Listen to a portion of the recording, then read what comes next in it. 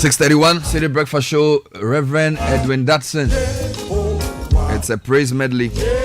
Welcoming you to Tuesday, the 22nd of October, 2024. Starting the morning with a song of gratitude and the right attitude to propel you to the right altitude.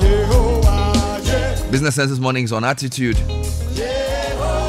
So it says that your attitude is the paintbrush of your mind. Your attitude is the advancement of your true self. Your attitude's root is inwards, but its fruit is outwards. And your attitude is more honest and consistent about you than your words. Oh yes. And your attitude is never content until it is expressed.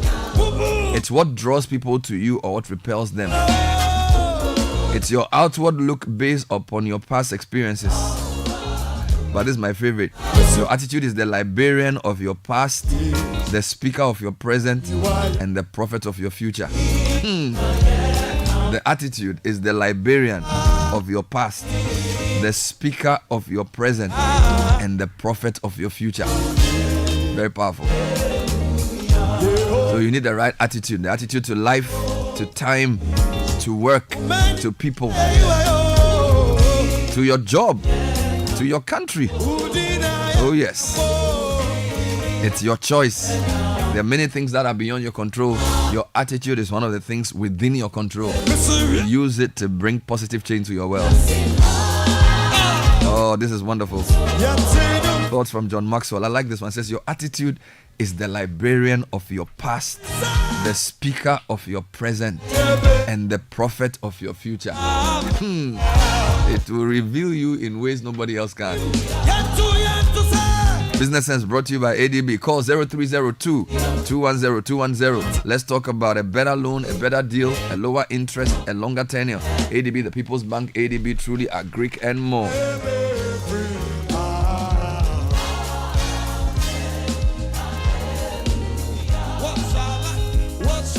6:33. Let's start with a newspaper review. The show is brought to you by Total. Our new formula has a better engine cleansing capacity, extends its life towards your fuel consumption, reduces your CO2 emissions. It's called the Excellium new formula. So drive and drive and drive. And every hour, new pages turn. Every day is a new chapter to keep your dreams alive. A tabletop owner today, a shopfront owner the next. A student today, a bank manager tomorrow. An apprentice today, a master tomorrow. And the list goes on. And all of this is powered by your bank, whose purpose is to inspire your success and collaborate with you every step of the way. All I have to say is thank you. So my chosen attitude today is that of gratitude. Yeah, man. Grateful to God for the gifts He's given me, the people around me, the air I breathe, the food I eat, the money I have, the job I do, and the great opportunities ahead of me. Yes, sir. You can tell Caleb is happy to be back in town. Where were you? I went to Nairobi in Kenya, Bernard. Karibu. So asante sana. Thank you. Brother Bernard. Thank you. Yeah, sasa, you say poa. Poa. Yeah. You understand the language? Yeah, man. How was the weather? It was brilliant. It was good. Yeah, it changes. So, I mean, it's sunny in the morning, sunny in the afternoon, before you know it's raining. And this is what? Beyond Borders. Beyond Borders. Yes, sir. So you've gone to Namibia. You've gone to Rwanda. You've gone to the UK. You are in Kenya. Hey, my brother. I'm back to a jack room. I tell you. Where I slept in darkness. Oh, you slept in Doomsday? Yesterday I came not tired the night quite. It's a reminder of the problems you have to solve. You mean from Nairobi to Jack room? Oh man. And there's no fire in the light. I'm telling you. I'll tell you, but it's But, good to be home. even though there was no light, you miss Ghana. Oh yes. Jack Rowe. Their food is a bit different. A lot of meat. So a lot of meat, little pper, little salt. Yeah, so they don't understand flavor. They don't. Their life doesn't have flavor. They don't. Give me cake and pepper. You don't understand. Give me what you shit on. They don't understand. Oh. No, but the Kenyan people, Ghanaians in Kenya are doing very well. You met a few of them. We met many of them actually. There was see. just little time to talk to all So, by of the way, them. what time and day does Beyond Borders show? So Wednesdays 7 p.m. full hour. So we are showing tomorrow you 7 content. p.m. Yes. And then when is it repeated? Oh, the repeat there's plenty. Around the hour. So catch bring you plenty. Caleb Kuda. Yes, sir. Beyond Borders. Yeah, man. AKA Abontin Father. Why did I say? No. Greetings to the senior Abontin Father this morning. Papa Sir. No, he duo. He's a big man. You know his duoship is also in London. Oh, his duoship. Charlie. Fred duo He's in London. You know he's wearing. He wear. You know that thing. Oh my God, the winter jacket. And he put something around his neck. From Sugar Coffee to London. I tell you. No, Hey, Charlie. destiny changer. Fred Duo. He's taking it easy. Can you shit in your bedroom? Yeah, he's a big man. No, Charlie. No, we all will travel. We all travel. I pick it. We'll travel. Yeah, Nathan, you travel. I pick it. As my friend said, ma travel, magbo. Yes, ma travel, magbo. Yeah, man. So let's start with the headlines. Nathan, you are still wearing a mask. Yes. Yeah, you are covering everything. No, we'll listen to you. Yes, the Ghanaian Times says, I just ended Made in Africa Skills Week. Replicate Ghana's TVET in Africa to address unemployment challenges on continent. Dr. Samwa is speaking. Well, the biggest story in the land, NDC MPP set to tussle in Parliament today. Who occupies majority minority seats? The finance minister is speaking. He says Ghana requires $15 billion over the next 10 years to implement climate change plan. And Accra High Court, or the High Court in Accra, dismisses Bernard Mona's suit challenging disqualification to contest December's election. Daily Graphic this morning. Speaker's declaration on 4 MPs. Supreme Court ruling binding on Parliament. Legal expert tells NDC caucus. And Education Minister is here. He says make TVET central in Africa's development strategy. Education Minister charges African governments. GES releases harmonized prospectus for freshers. Who wins the trophy? 3 battle in tertiary business sense challenge final today. It has the defending champions from UEW. On the back page, public advice to seek early treatment for refractive errors and firewood, charcoal, silent killers. Speakers at NPA forum. Firewood and charcoal. Yeah, silent killers. Chronicle. If you go to the Chronicle, MPP wants a DRA NDC chatterbox punished for assaulting their communications officer during live radio program. Can you imagine? Freddie Blaise says Badmin got it all wrong. Okay. And Alan's Yellow Army invade Kumasi for votes. Right, I bring you to Daily Guide quickly. MP's power struggle. Supreme Court orders served on Parliament. Bagbin was wrong, Freddie Blaise speaking. Nana campaigns for Ayoko Botre's Commonwealth bid and $5 billion green gold agenda unveiled. AMA DAS biogas partner to generate renewable energy. The Anchor newspaper says MIIF to rake in $6 billion in mineral royalties in 10 years. Partner government to tackle gold smuggling. Right. Minister urges the MIIF. Businessman dares NDC to start 24-hour campaign if Nduka and Anidoho tour small-scale mining sites in Western region. Daily Post this morning has the photograph of the speaker in one of his African outfits, that of the Supreme Court Justice Ato. No, he's dressed like the Emir of Kano. Yes. Or the Sultan of Sokoto. Thank you. Charles Bigabab is a big man. Sure, he just needs a horse. Yeah, man, and he's fine. He's a big man. Parliament majority brouhaha, the looming constitutional crisis. Parliament tightens security amidst constitutional standoff over vacant seats. December 7 polls. Jane's Army of Women, JAW, rallies women behind VP candidate Professor Opoku Ajuman. And public sector services grind to a halt amid strike by PSWU. So they struck after all. Yes, not on Galamsey, but for their something money. else, yeah. Economy Times. 5 banks peg their lending rates above 40%. Ooh. That's the story here. Citi ranked 4th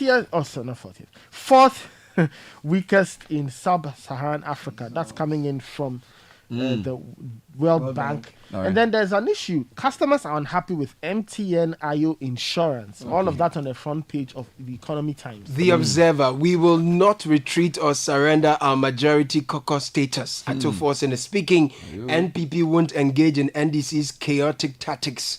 Afenyo Macken, vote NDC to end corruption and stagnation, Professor Opoku Ajiman.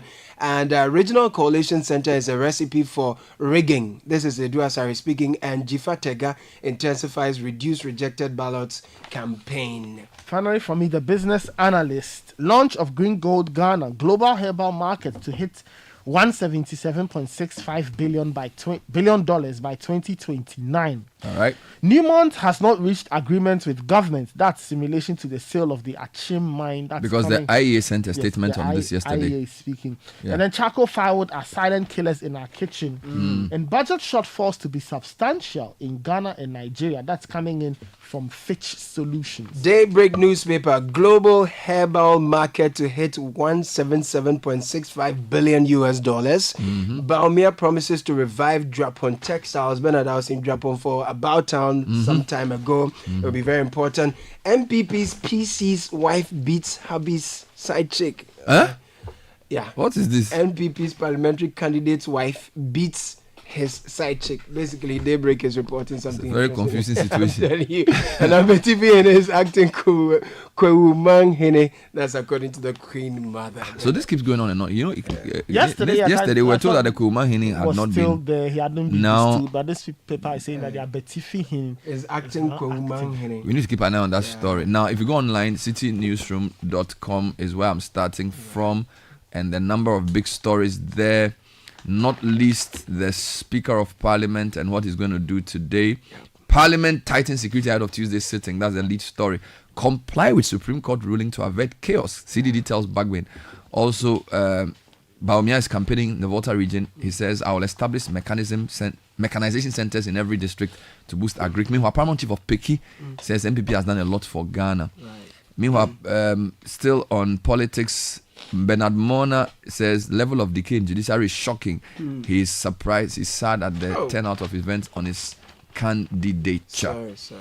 Meanwhile, Apenyo Makin says there will be no showdown on Tuesday. Right. We'll simply walk out. Okay. Indeed, that story is on Channel 1 News as well. It says, MPP will use brain work, not brawn. Okay. This is Apenyo Makin. Bernard Mona is devastated by High Court ruling. Bagwin likely to respect Supreme Court ruling according to legal mind Clement Akapam. And then, as we have told, Parliament strengthens security ahead of crucial sitting today. Meanwhile, FDA is warning the public against the sale of packaged galamsey water. Oh. And then Peace Council also takes action to avert chaos in Parliament on Tuesday. And then ASEPA is warning that parliamentary deadlock could undermine our democracy. So everybody's concerned. My John Online, a few stories. Akufo-Addo, Chief Justice and Speaker must have a conversation, ASEPA on parliamentary saga. In other stories, 50% of ECG revenue excluded from cash waterfall mechanism. This is worrying, according to Steve Mantiao. Meanwhile, from 700 million to 1.3 billion, the ECG revenue turnaround explained. And then 3 arrested over assault of Joy News' crew at Galamsey site. That story also making some rounds in that website. The GNA still talking about Sheila Yakoboche's candidature for obviously first Ghanaian and African woman to be the Secretary General of the Commonwealth. Let's eradicate violence from our politics, according to NCCE. Let me take you to a few places. Since you came from Kenya, let me take you to a Kenyan website. Yes, please. Yes. Now, with Gachagua edged out, Kalonzo now eyes Mount Kenya bastion. Yeah. So this Kenya is very influential in their politics. Yeah. So the vice president has been kicked and reshuffled. Now, a former foreign minister and one of Kenya's leading lights, Mr. Kalonzo, his name is popping up. Meanwhile, somebody's predicting that Ruto will be re-elected in 2027, says former governor of Muranga. Right now, that's from where you just came in Kenya. In Nigeria, we are told there's a special subsidy to remove hardships on food, and there's an informal economy report from the Premium Times. Nigeria removed duties from some food imports to reduce pressure on inflation. And that's something they're discussing in that country as well. And everywhere else, it's about the U.S. election. Yeah, man. And Harris tries to woo Republicans while Trump says the hand of God is leading me. This is the list of the BBC. So Trump speaks to evangelicals in North Carolina while Vice President Kamala Harris tours key states with ex-Republican lawmaker Liz Cheney. It's a few weeks to the U.S. election. Yeah. Let's start with the graphic and the analysis with two lawyers on what is happening in Parliament today. So Albert Kwashiga, he's a private legal practitioner. Kwashiga. Yes, a law lecturer at UPSA. Samson Ladi Ayenene is also managing partner at A Partners at Law, and they are impressing on the Speaker to abide by the ruling of the Supreme Court. Legal experts have emphasized the need to obey the rulings of the Supreme Court and courts, even if parties are of the opinion that they are wrong, unlawful, or unconstitutional. Such a position, they said, was the foundation of the legal system, which was meant to prevent the country from descending into chaos and anarchy. Let me bring you some of the analysis. So, Ace Ankuma, for example, says that he's called on people to critically examine the ruling by the Speaker last Thursday and make a conclusion as to whether it was a mere parliamentary procedure or the determination of a constitutional issue. Now, if you come down, Mr. Ayenene was of the view that a decision by a court, and in this situation, the highest court of the land, should not be treated with contempt despite one's reservations. But Mr. Kwashiga, for Mr. Kwashiga, who's also a lawyer, the Supreme Court's decision was procedurally and substantively wrong, describing the Apex Court's action as plunging the country into a constitutional crisis. He said that the Supreme Court gave a ruling on a non-existent fact because as of the time the ruling was given, the Speaker of Parliament had already made his decision, which according to him meant the application for the stay of execution had no accrued course of action. So did he say that Mr. Babin should obey because the front page headline and the photo suggests that they both said this? Nevertheless, Mr. Kwashiga said as a principle of law, the decision continued on of the Supreme Court needs to be abided by. Yes, basically. Indeed, I'll give you two more. Lawyer Clement Kapam on the point of view yesterday also says he thinks Alban Babin will respect the Supreme Court ruling. Right. He was on the program with Professor Kofi Abuchi of UPSA. Very similar sentiments expressed that even though they may disagree with the Supreme Court's ruling, they think that in the interest of a rule of law, they should abide by this. Indeed, the CDD is also urging the Speaker to do same. And they released a statement this dawn where they are asking or urging the Speaker Babin to abide by the ruling of the Supreme Court to avoid any chaos. They are also asking the two sides against the escalating parliamentary tensions. The CDD has expressed concern over the ongoing constitutional and political tensions following the declaration of vacancy of 4 parliamentary seats. In a press statement issued after closely monitoring events since October 15, CDD Ghana urged all stakeholders to exercise restraint and prioritize peace as the nation approaches election 2024. Indeed, Dr. Kojo Asante spoke on the breakfast news this morning. Let me give you a last one. Atatia has called the recent parliamentary development constitutional lawlessness. Oh, okay. You know, his friend Obahiabon calls it legislative gambadoism. But he calls it legislative gambadoism. Yes, it's a constitutional lawlessness. So Samuel Atatia, MP for Ibuakwa South, has criticized recent developments in parliament, labeling them as, quote, constitutional lawlessness that threatens to disrupt this delicate balance of power in Ghana's legislative body. Right. He said parliamentary rascality and legislative gambadoism. Yes, right? that's Patrick Obahiago. This man. It's a big man. We wait to see what happens in Parliament today. Page 4, Ghanaian Times is asking who occupies minority seats ahead of today's sitting. I guess based on what has happened, we can guess who sits where, but we still have to keep an eye on Parliament to see how things will eventually play out. In the meantime, Parliament is tightening security amidst constitutional standoff over vacant seat. Parliament has introduced stringent security measures for all proceedings starting today in response to the ongoing constitutional debate concerning the status of 4 parliamentary seats. The measures outlined in a press release signed by Frederick Bauer, retired Deputy Marshal of Parliament, Parliament are aimed at ensuring the safety of the Speaker, MPs, and staff during this sensitive period. This morning on the Citi Breakfast News, we heard that Frank Anodompe has taken his seat. And Abuja is not happy. The whips are whipping. Yeah, they are whipping each other. But Ayariga is speaking here.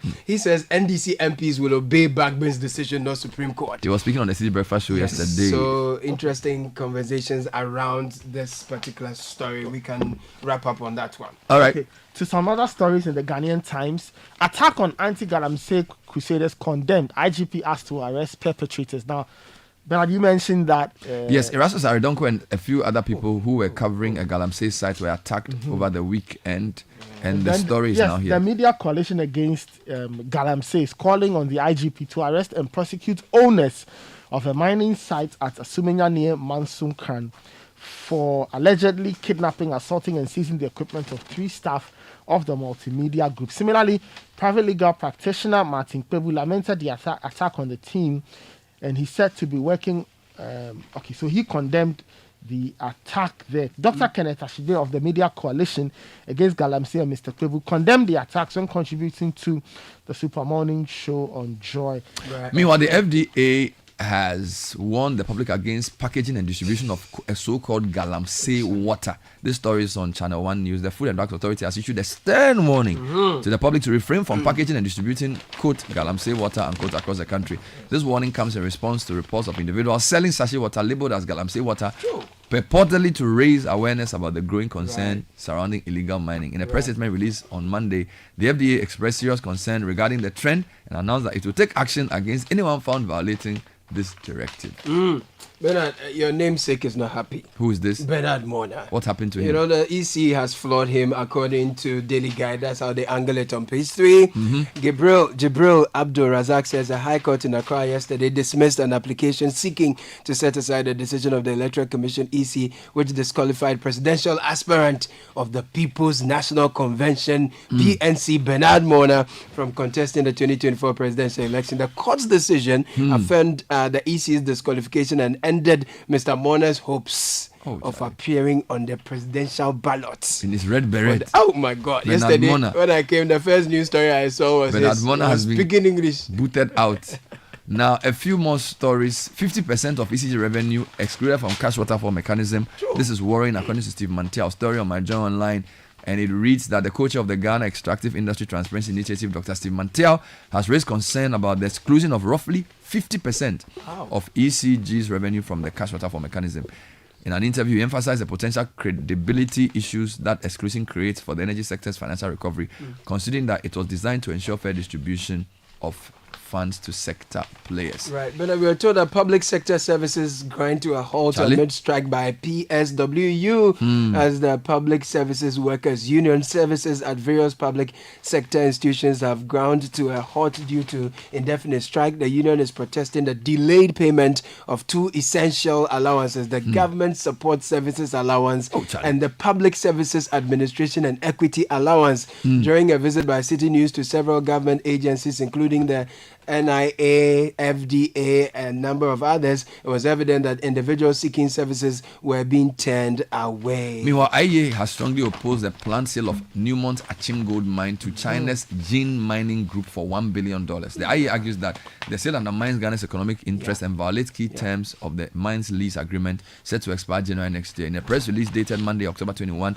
the IEA highlighted that the original lease agreement requires government approval for any transfer of ownership, and there is no record of such approval. Furthermore, the institute stressed that Ghanaian investors should be prioritized, aligning with President Akufo-Addo's previous statement on keeping mineral wealth in local hands. One thing I learned in Kenya, though, is that if you are a foreigner like a Ghanaian, you want to open a business there or something, you really need to work closely with Kenyans to get those kind of things. So protecting the locals. So I think that's the call. They won't allow you to come and take it and chop like that. Not at all. Okay, if you go to the business analyst, Fitch Solutions is speaking. It says budget shortfalls to be substantial in Ghana and Nigeria.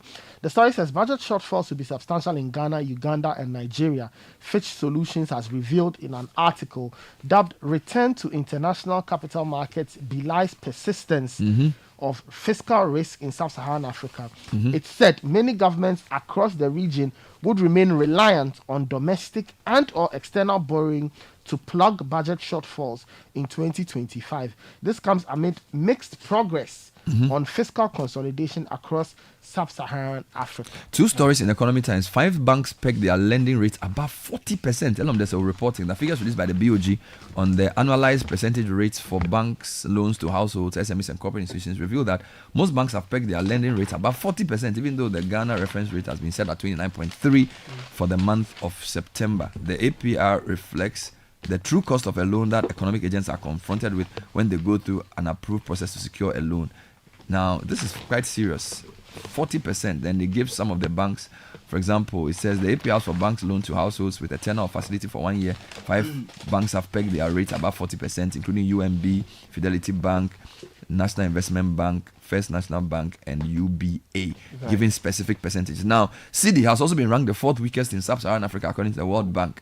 After losing approximately 24% of its value against the US dollar, the Ghana cedi is currently the 4th weakest or worst performing currency in SSA. This is according to World Bank's October 2024 Africa Pulse report launched last week. Ghana is ahead of Nigeria, Ethiopia, and South Sudan with the worst performing currencies in 2024.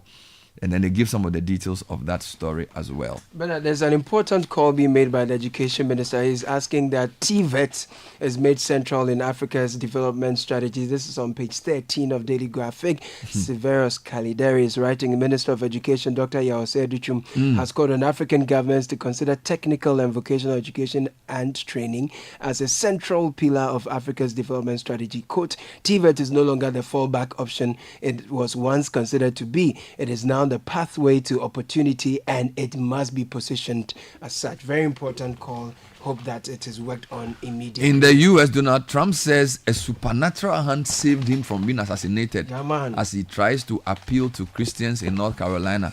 Meanwhile, Kamala Harris tells Republicans disillusioned with the former president they are not alone during a tour of swing states with former Republican lawmaker Liz Cheney. So, meanwhile, Steve Bannon, a former strategist for Donald Trump, will be released from prison next week after serving 4 months behind bars for contempt of Congress. And there's a lot happening in the US election, which is 2 weeks away. Right. Finally, Bernard, you look spiffy this morning. I look spiffy. Yama, with your, opulence tire. It's very important. Double-breasted suit and your blue stop shirt. exposing me to my enemies. Thank you, Caleb. No, you look good. Yes, please. Yes, please. Thank you very much. Thank you very much at once. Oh, jump on now. Go. Google me. At what time when you come back, where I don't hear the sound of your car? Why you buy new car? No, I not change my car. It be the same, right? It be the fuel way I change. Way one shouts it. Ever since I started using the all-new Excellium Premium Fuel, fortified with 3-in-1 action. Oh, Joe, now my car they run like electric car. No, it's so. This is the type of fuel where they want to. Because now engine they cost. Where they want for way if I buy it go protect my engine. And with the small way I buy, I go drive, sir. Absolutely. It's like strapping a turbocharger to your engine and giving it a protector. And what they bust my mind, Seth, be the 3-in-1 action, no? Excellium, they prevent up to 99% of deposit. It be anti-wear, some be anti-corrosion. Won't pay when I open them. Hey, so where can I find this magical fuel? Just head over to any Total Energy service station and your car will thank you. Hey, then make I finish my gobe fast, then rush go Total Energies. My friend, but why your hand my gobe inside? I give you info. Make I feel the gobe too small. Go. Yo, Pana. Excellium is designed to protect your car engine, decrease fuel consumption, and lower CO2 emissions. Don't say fuel. Say Excellium. Choose Excellium. Choose quality. Charlie, today the matter will catch me. I received urgent order from my online store. Customer wants 10 pieces sharp. Hey, but my wahala be delivery. Stress so me too. I no get order in weeks. So then I make slow. Charlie, I decide to deliver this thing myself. Quiet. I was willing to trust my small tired car like that. But boy, I no even leave my area where the whole place full of snow. Engine kaput, pasca.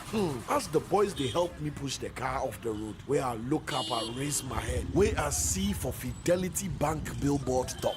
This too just be chapter. Ebefampa. Then Norma Vim come. Listen, I dog the sadness and find Okada fast. I deliver all the goods, collected my money, and even got referrals from this customer. Ebefampa. At Fidelity Bank, we believe you can achieve your dreams. Believe with us. Ebefa.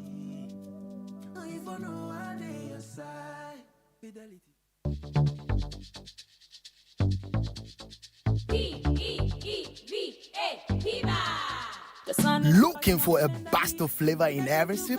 Discover the refreshing taste of Piva beverages. Enjoy the classic Piva Cola flavor, perfect fit anytime. How about a fruity adventure? Try our delightful Piva orange fruit drink packed with recognized citrus flavor. Craving something exotic? Our Piva cocktail fruit drink brings the tropics to you. For a sweet and juicy treat, grab our grapefruit drink and don't miss out on the refreshing Piva Tangerine fruit drink, bursting with tangerine flavor. Piva Cola, Piva Orange, Piva Cocktail, Piva Grape, Piva Tangy. Grab yours today. Available now at your local store. Call us on 055 00 32231.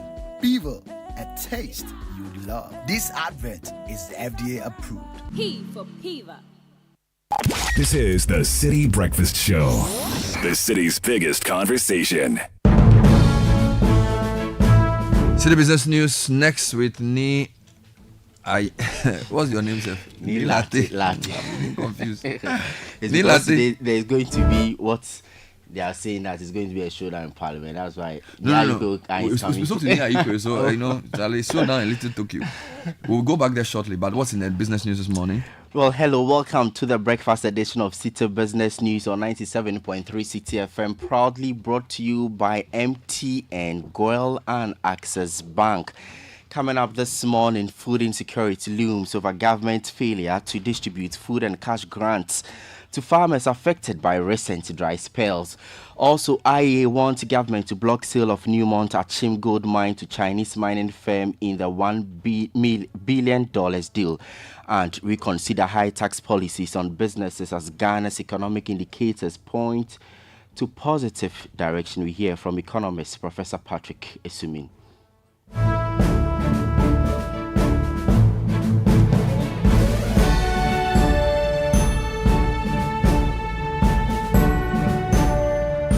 My name is Neil Latte. Details of our stories now.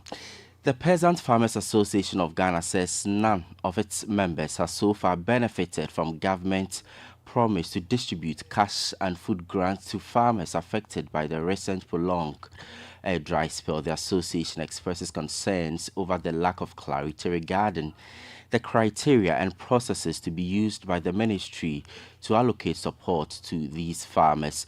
Now, Executive Director of the Peasant Farmers Association of Ghana, Bismarck Norte, tells Citi Business News that despite the missed timelines, the farmers are yet to receive the bailout package. We do not have clarity as to what is going on. If you go to the respective agri directors, they are telling you that they are also waiting for the goods or whatever from MOFA. For those who are supposed to benefit from the cash transfer, I'm not sure of any farmer who has benefited yet. At least the farmers we've engaged, none of them are receiving cash benefits. Those who are supposed to get the fertilizer, they've not received. As I'm speaking to you now, the ministry at the local level, that's the agri directories, they are now calling on farmers to go and register. So I don't have record of any farmer or any of our members coming out to see that they've benefited from the process so far. Because even at the agri directors, they are not even sure when the process even started. They are lost at what is going on. So we will need the whole clarity from the ministry as to what is going on. We will need a clear timeline from the ministry that if the plan is to distribute the items region by region, let us have it clearly on record. Well, the farmers are also warning of dark consequences for the country if the support is not given to farmers in a timely manner. They say there is a looming food insecurity threat. The country will feel the severity of the impact in a few months to come. Normally, at this time, between October, November, because it is the harvesting period, you will not see much of a challenge because those who are able to salvage crops from their farms will be able to harvest. The challenge is that the harvest will not be enough to last us a long period. So by end of this year, early next year, we'll go back to a situation where food prices will shoot up again because of the low harvest that we have. Now, the delay in getting this, because even the input that the ministry intends to give the farmers, at this time, when you provide the input, which farmer is going to plant? Because even though the idea was to have them plant for the minor season, a lot of farmers are skeptical because they are not sure about trusting the weather to give them good rainfall for the minor season. So most of them will not even plant anyway. Bismarck Norte is Executive Director of the Peasant Farmers Association of Ghana. A while longer in the agricultural sector because as the local economy continues to take hits due to the dwindling fortunes of the cocoa sector, cocoa farmers are pointing accusing fingers at the Ghana Cocoa Board of being responsible for the spike in cocoa smuggling activities. Ghana lost an alarming 120,000 metric tons of cocoa beans to smuggling between 2022 and 2023 alone.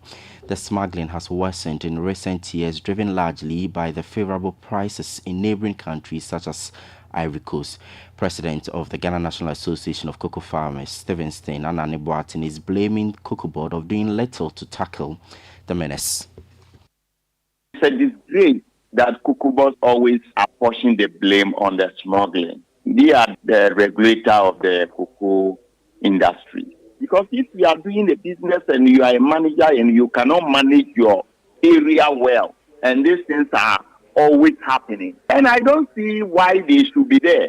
If that is the case, Cocoa Board must be dissolved. If I'm a security watching a hardware shop and at the end of the day, the items are stolen, who is responsible for it? As the security, I will be held responsible. So Cocoa Board and their group must be held responsible for that. And they are the people who are doing it. Otherwise, this thing will never be done and be continue going on.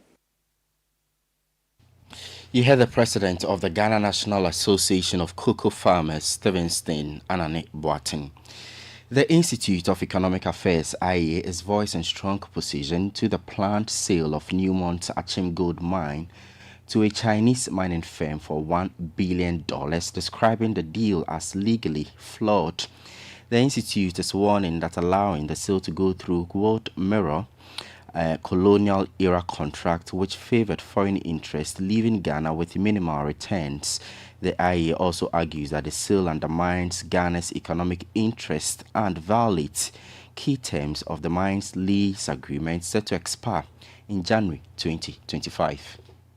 The IEA wants to emphasize that Achim Gold Mine lease itself was flawed at its inception in several respects. In particular, the royalties and taxes payable by Newmont were not appropriately quantified as expected of such agreements. The IEA wishes to state categorically that the purported sale by Newmont of the Achim Gold Mine to Zinjin is unjustified and legally flawed and must therefore not be ratified by Parliament. The IEA makes two fundamental proposals to help introduce sanity into the governance of Ghana's natural resources and to reduce corruption. The first is to amend Article 257, Section 6 of the Constitution that vests Ghana's natural resources in the President on behalf and in trust for the people, which seems to give him a carte blanche to sign the resources away at will. The natural resources should rather be vested in the state, and every contract should require parliamentary ratification as per Article 268, Section 1 of the Constitution. The second is to introduce the Constitution or the Minerals and Mining Act 2016 Act 703, a provision that prohibits government from signing contracts above a specified monetary value 6 months to the end of their 4-year term. This will help prevent incumbent administration from signing 11th-hour contracts in favor of their families, friends, or cohort, or for personal gain.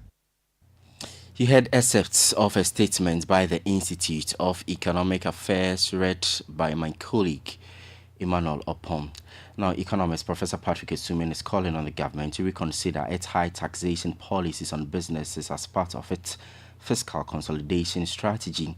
His comments come on the heels of improved credit ratings for Ghana as well as upgrading of the country's credit rating as the country is towards the path of restructuring and fiscal discipline. Despite this progress, Professor Isumin expresses concern that while the government's drive for fiscal consolidation is necessary to stabilize the economy, an excessive focus on high taxes could stifle business growth and limit private sector investment.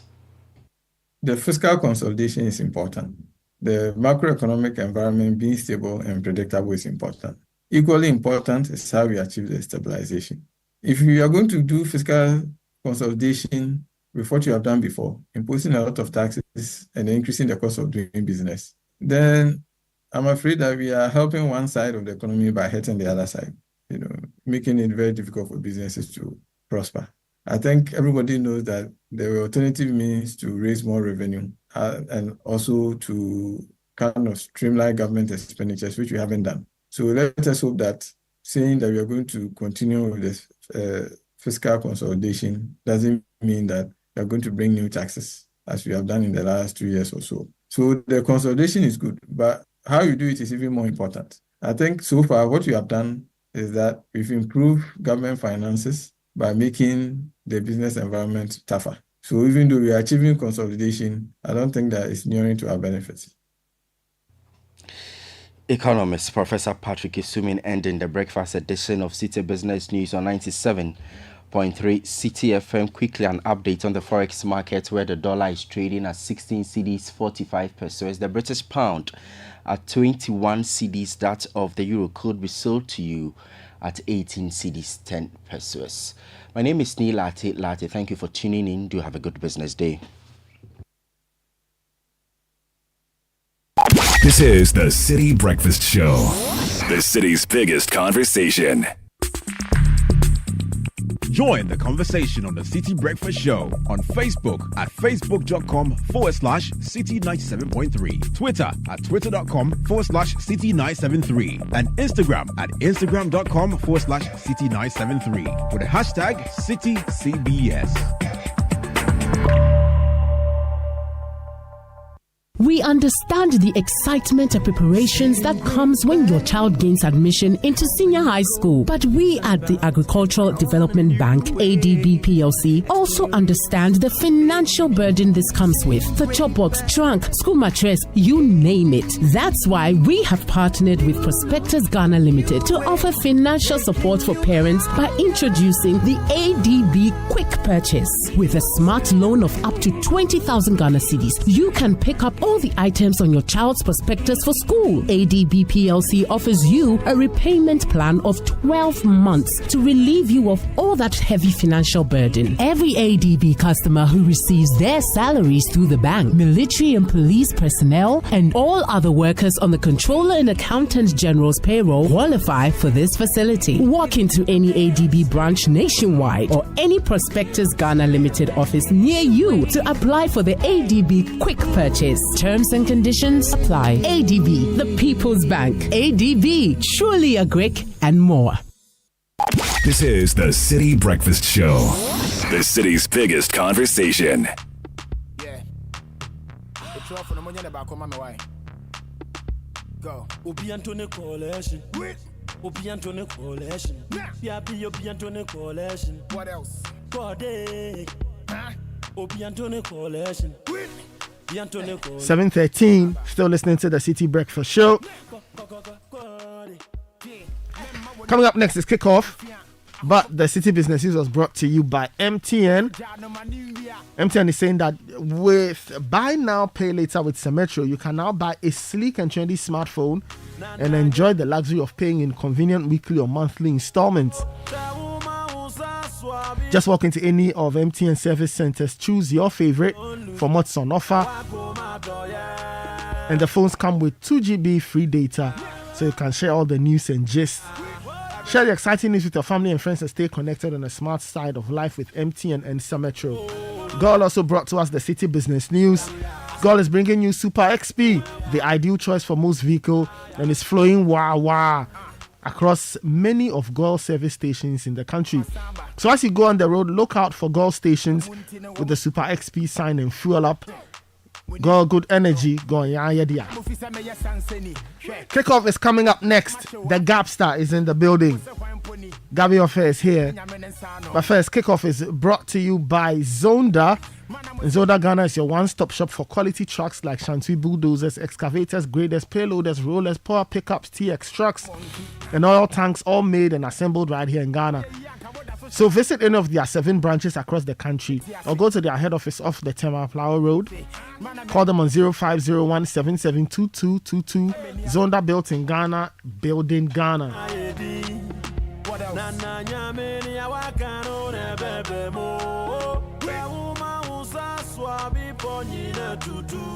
Kickoff is also brought to us by Polytank. All right, let's get into kickoff, the latest from the world of sport.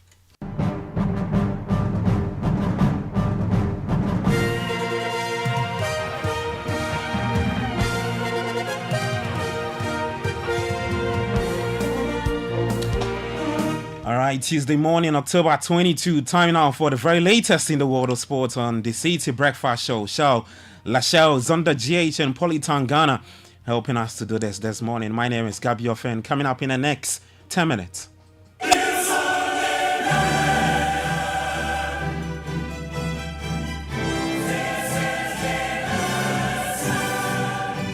All right, and so it's match day 3 of the UEFA Champions League. Some really good fixtures coming up tonight.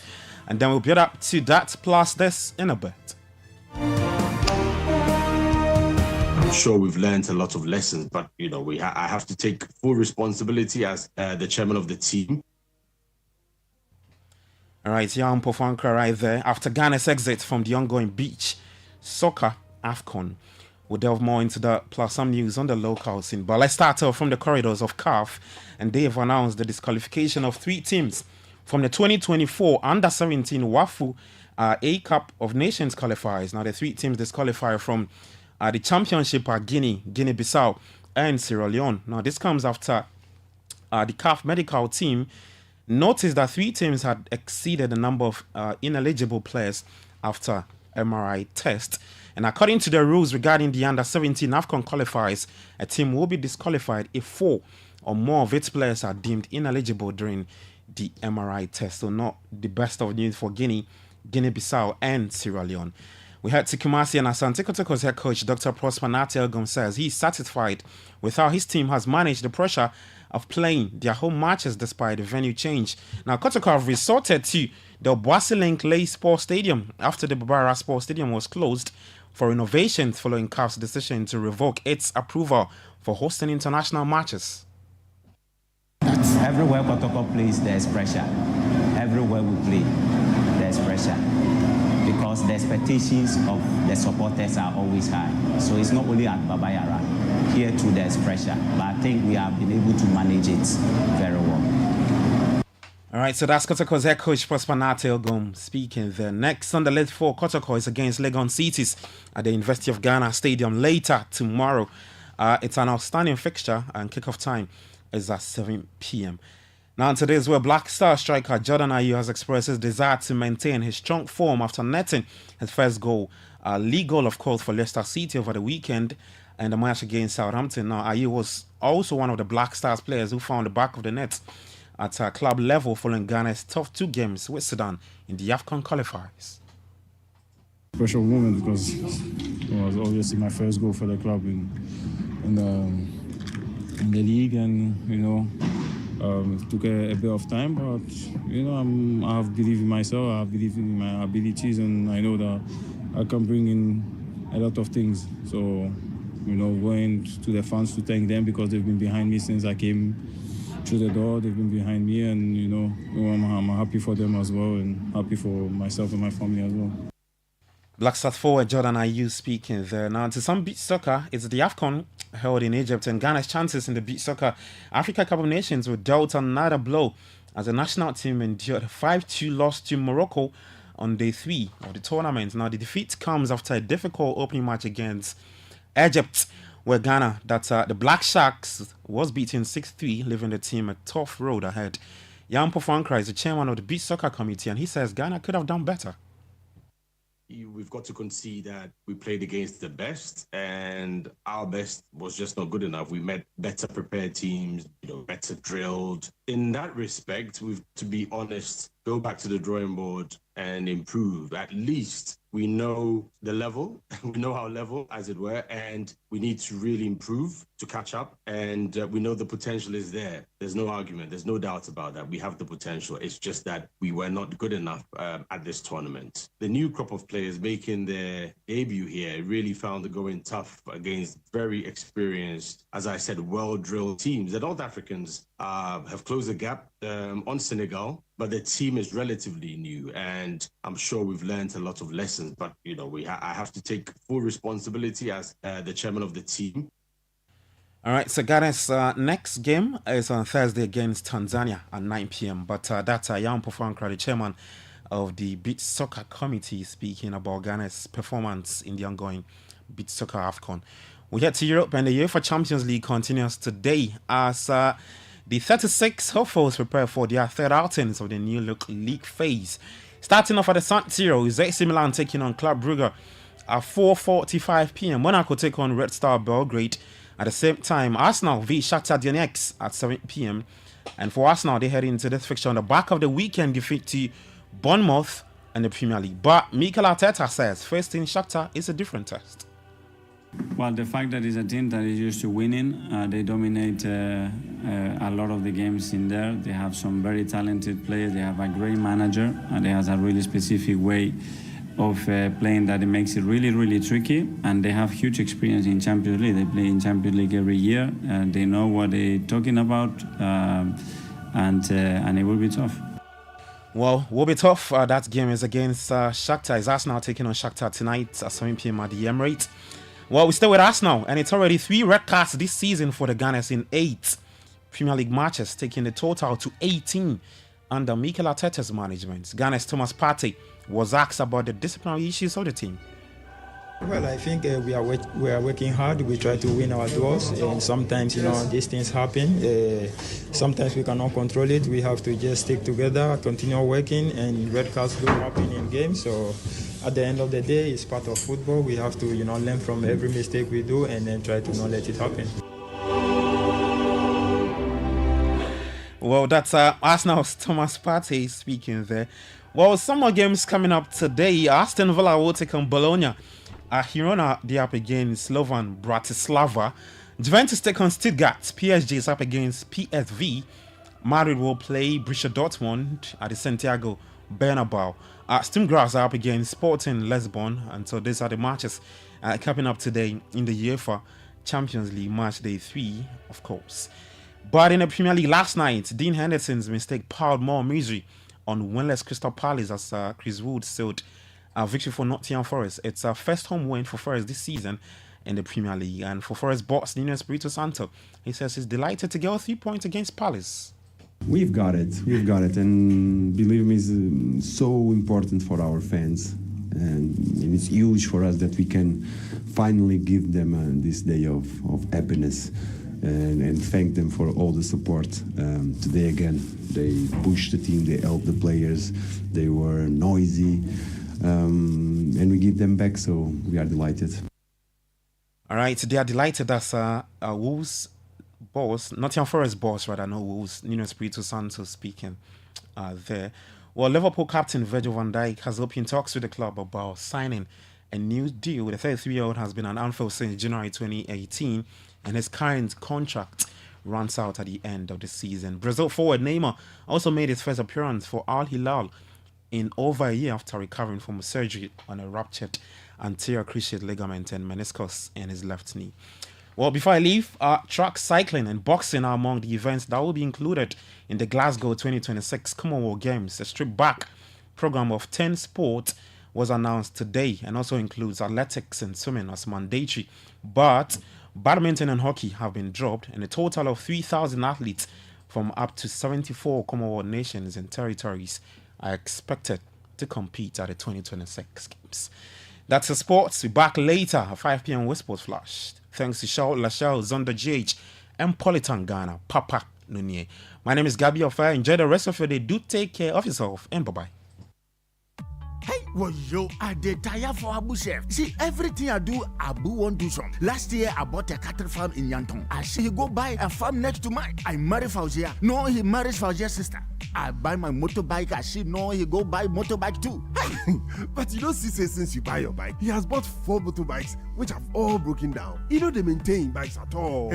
His problem be say he dey put wrong lubricant for his bike inside. The correct motorbike oil where if you put inside be Shell Advanced Lubricant. Shell Advanced Lubricant be the only motorbike oil where they make them for motorbike to protect engine, clutch and brake. Where no. Wait me, wallahi, I no go tell him.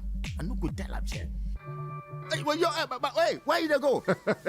If you no go tell Abu, me I dey go tell him say make you use Shell Advanced Lubricant for him bike. Hey, visit any Shell station or distributor today to get your Shell Advanced Lubricant for your motorbike. Shell Advance, complete protection for your bike. Guys, Charlie, you know that mining contract I've been chasing for years now? I just got awarded the deal, but the issue is where to get the right and quality heavy-duty trucks to execute this job here in Ghana. Relax, my guy. Remember my recent construction deal at Pokwase? Zonda sorted me out. Zonda? What? Who is that? Zonda Tech Ghana Limited is your one-stop shop for machinery, heavy and light-duty trucks, and pickups. They have the Shantui bulldozers, graders, payloaders, rollers, poor pickups, 4-land light trucks, TX trucks, and oil tanks, made and assembled right here in Ghana with top-notch after-sales service and standard prices. Made in Ghana. This is amazing. You haven't seen my Zonda Power pickup, which I take to the office? Strong, durable, and tough on our roads. Hey, that's from Zonda too? Absolutely. Zonda is the right place for you, my guy. Oh, now I am sorted with Zonda. Zonda Tech Ghana Limited, your solution for heavy and light-duty trucks, located at Tema, off the Flower Road. Call 0501 772 222 or 0501 773 333. Zonda, built in Ghana, building Ghana.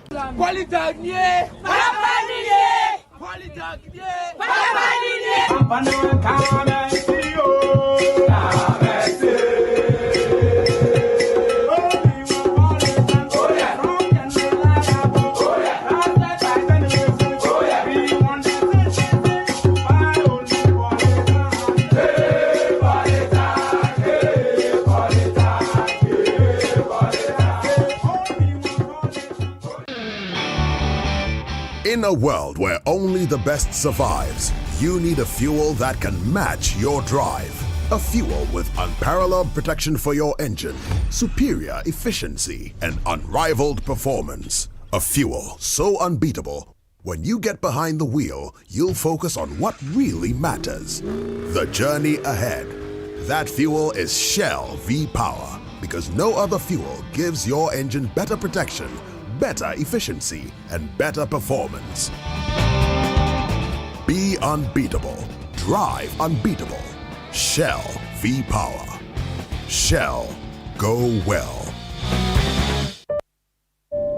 This is Senna from the Boat Safety Team. You can't see us, but we are right here with you on every boat ride. To your left is the Ride Insurance Team. We insure your ride as soon as your trip starts. To your right is the Record Audio Team. We keep a recording of your trip for 24 hours in case you need it later. And behind you is the Customer Support Team, ready to chat 24/7. We are the Boat Safety Team, by your side on every ride. Education is the most powerful weapon to change the world. At Heritage Christian University, you're assured of quality education. Accredited by GTech and affiliated to KNUST and UCC, we offer programs like Bachelor of Business Administration, Community Development and Theology, Theology and Ministry, Psychology, Nursing, Information Technology, Information Security, and Business Information Technology. Professional programs like ICA, CIMG, CIHRM, ABE. We also offer short courses on media and IT. What makes Heritage stand out is our experience and scholar practitioner faculty, entrepreneurial training with financial support, ultramodern facilities, and hostels. Qualifications for entry is WASI or SSC or GBCE, HND or Diploma Top-Up. Mature 25 years and above. Heritage is located at Amasaman behind the Olympic Stadium. Contact us on 054-777-7731 or 020-229-8399 or www.hcuc.edu.gh. Are you a female entrepreneur, young business owner, agribusiness, fintech, or agri-tech venture? This one's for you. We see your need for funding for your business, and we believe that your story matters. So in partnership with the MasterCard Foundation, ABSA is offering you collateral-free loans of up to 1 million Ghana cedis at 10% interest rate per annum. We've already pumped over 1.3 billion cedis into over 6,000 businesses. Yours is next. Visit our SME project office, your nearest ABSA branch, or head to absa.com.gh. Your story matters. ABSA. Hey, Mapadi, so you still haven't gotten any job in the last 6 years? Bro, I'm even getting depressed, Charlie. If you don't have any money to get trained in any skill, Charlie, you can't survive in this economy. Even those with big degrees are sitting at home. There's good news coming. Have you heard of the National Apprenticeship Program? National Apprenticeship Program? Yes, John Mahama and the NDC will be launching a National Apprenticeship Program in 2025 to offer free technical and vocational training to all persons desirous of learning a craft. Did you say free? Yes, free technical and vocational training in carpentry, ceramics, welding, tiling, hairdressing, vulcanizers, fashion designing, electricals, POP, catering, and many others for young people who sign on to the program. People who complete the training will also be issued a certificate and provided with a startup capital and equipment to establish their own businesses. Hey, you don't mean it. You shock, eh? The National Apprenticeship Program is the hope of every unemployed Ghanaian. Charlie, then we need to kick out these liars and nation wreckers and bring back JM. Cause Sankofa Yenchi. Vote for change. Vote for John Dramani Mahama and the NDC. Switch to awesome. The Samsung Galaxy A06 performs better than your backup phone. Buy now from authorized shops.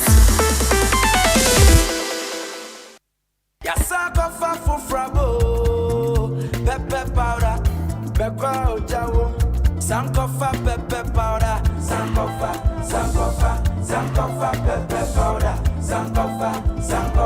Sankofa pepper powder. ATM hawo, go better than your bottle you are. Sankofa got you covered. Go for Sankofa pepper powder. Sankofa pepper powder. Abuna abonje krakra. Sankofa pepper powder. Red and hot, very natural. Sankofa pepper powder. Chinchinga and Nambia. Sankofa pepper powder. Noodles, Ghana jollo. Sankofa pepper powder. Esisia nete. Sankofa pepper powder. Sankofa pepper powder. Sankofa pepper powder. Sankofa pepper powder. Join the Republic Verse. Enter the Republic Bank space. Online or within the banking hall, we open the right doors for you to make the most of life. With our suite of superb banking products and services, our clients, corporate, SME, investments, and individuals get to enjoy amazing benefits. Republic Bank, we're the one for you. We're the one for you.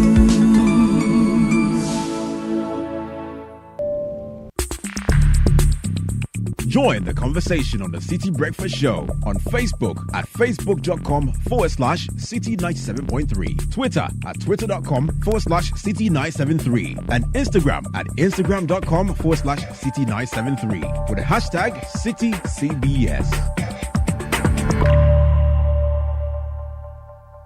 This is the Citi Breakfast Show, the city's biggest conversation.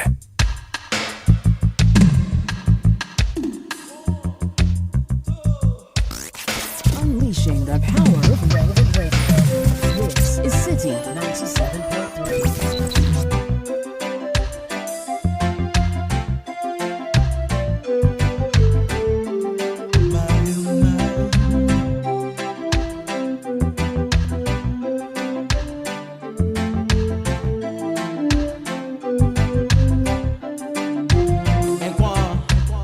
This is the Citi Breakfast Show.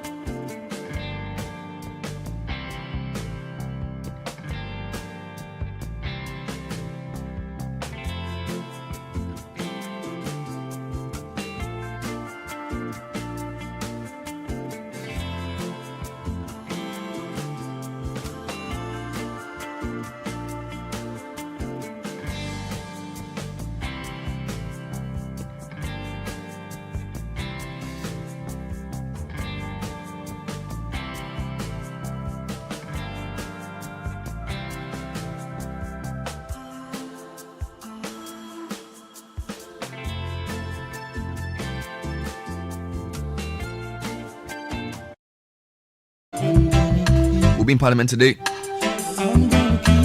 We're already there, actually. Brought you two reports on the 6 a.m. news. The minority chief whip already speaking, raising alarm over the presence of his opposite number in the chamber. Parliament had sent a statement that the chamber will be open at 8 a.m. There will be strict security. And somebody's inside the chamber before 8. He was doing some cleanup. Nia Ikuyokan is already there. He will join us shortly. And it's a very interesting morning. And the build-up has been legal. Lots of legal discussions. On the point of view, yesterday we had 2 lawyers on most of our programs. In fact, we spoke to a former Deputy Speaker of Parliament, Freddie Blay, on Eyewitness News. Pressure seems to be mounting on Alban Bagbin to abide or adhere to the ruling of the Supreme Court on Friday. Quite a number of people are saying they may disagree with the Supreme Court's position, but the Speaker is bound by law to abide. What will he do? What will the majority do? What will the minority do? But before we get into all of that, could you actually see Mayandi Doya Anka Sika Osika Owu Oji Briber Anka Ohieni Besu Amasikeni Asre.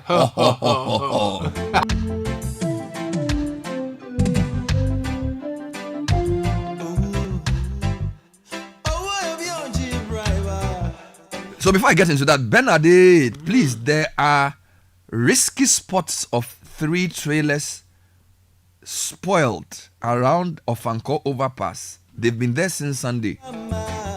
This morning, a mini passenger trotro bus crashed into one of the trailers.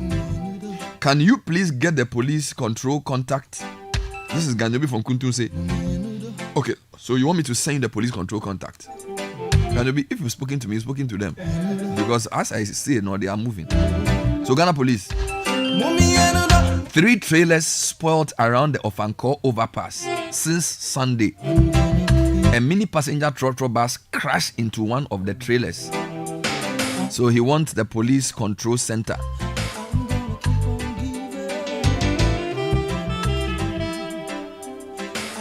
Another one that came in, a pretty long one. Bernard, I trust this message finds you well. We want to bring to your attention the daily dilemma residents of Gulf City, Community 25, 26, Dowenya, Pram Pram, and other surrounding communities go through on a daily basis, commuting to Accra and return. I'm reading as I see. Not forgetting international travelers from Togo, Benin, Nigeria, and beyond, who all ply this international route. The situation is just 1 or 2 potholes around the TT Brothers Free Zones area on the Accra-bound side, which cause major traffic stretching from the traffic light all the way to Bone Barrier on some days. And this is dire, mostly in the morning rush hours. But for the fact that this is an intersection, we believe that the solution should be concrete works or pavement blocks. But most often, they spread only stones and chippings, which only last a few days and the traffic comes back. We have made several efforts through the Assembly, urban roads and Ghana highways, but they seem not to get it. Sword was cut for the roadworks in 2020 and until today, or Charlie, your grammar is on way, and until today, or to date, there's only a skeletal abandoned concrete work for the flyover at the Bombaria and Savannah Junction to show. We would appreciate it if you and your team could add your voice to help resolve these pothole issues once and for all until a permanent solution is found as part of the main works, which we do not know when the contractor will be back on site. Hey, Charlie, this your sentence is wow. I'll come back to this shortly.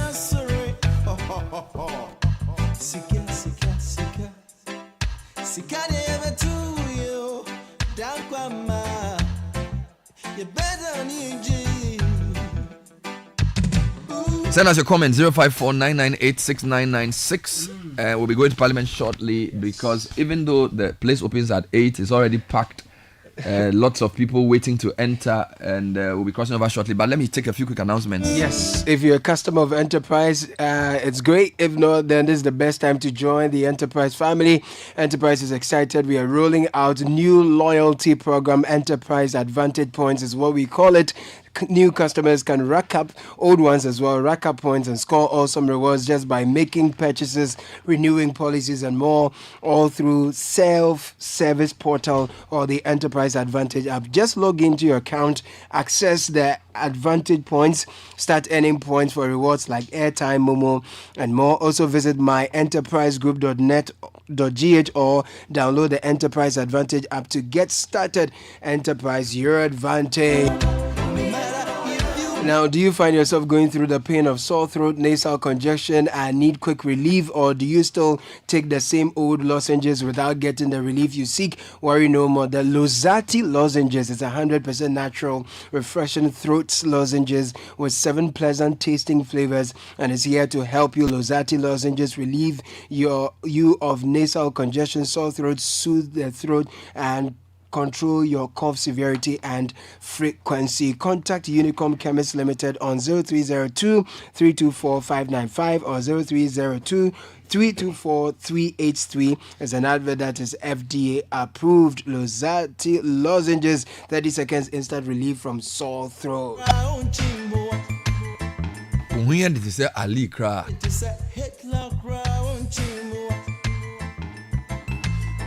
Right, so imagine the unexpected happening to you and you leaving behind your loved ones, your spouse, family members you cherish most. See, death is inevitable. When it occurs, will your loved ones be protected? SNIT comes in to protect them. If you're a contributor to the scheme, the SNIT scheme has an inbuilt life policy that pays your loved ones a lump sum when you are no more. Survivors of SNIT members qualify for survivors benefits. So with SNIT, members are rest assured that in the unfortunate event that they pass on, their nominated dependents would be paid a lump sum by the scheme. Make that decision today. Enroll on SNIT and protect your survivors. Call this number 0302 611 622 on all our socials at SNITGH.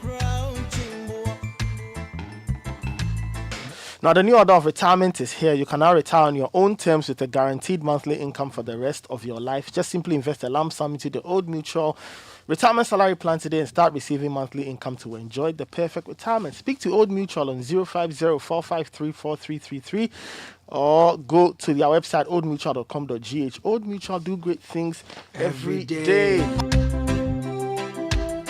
To all the female entrepreneurs, agribusiness owners, and young entrepreneurs out there, we see you, we understand your challenges. That's why ABSA and the MasterCard Foundation are partnering to give you SME loans at 10% interest rate per annum. Nice. Imagine getting access to about 1 million cedis completely collateral free. Your success is our success. Go to any ABSA branch or visit absa.com.gh to find out more. Your story matters, ABSA.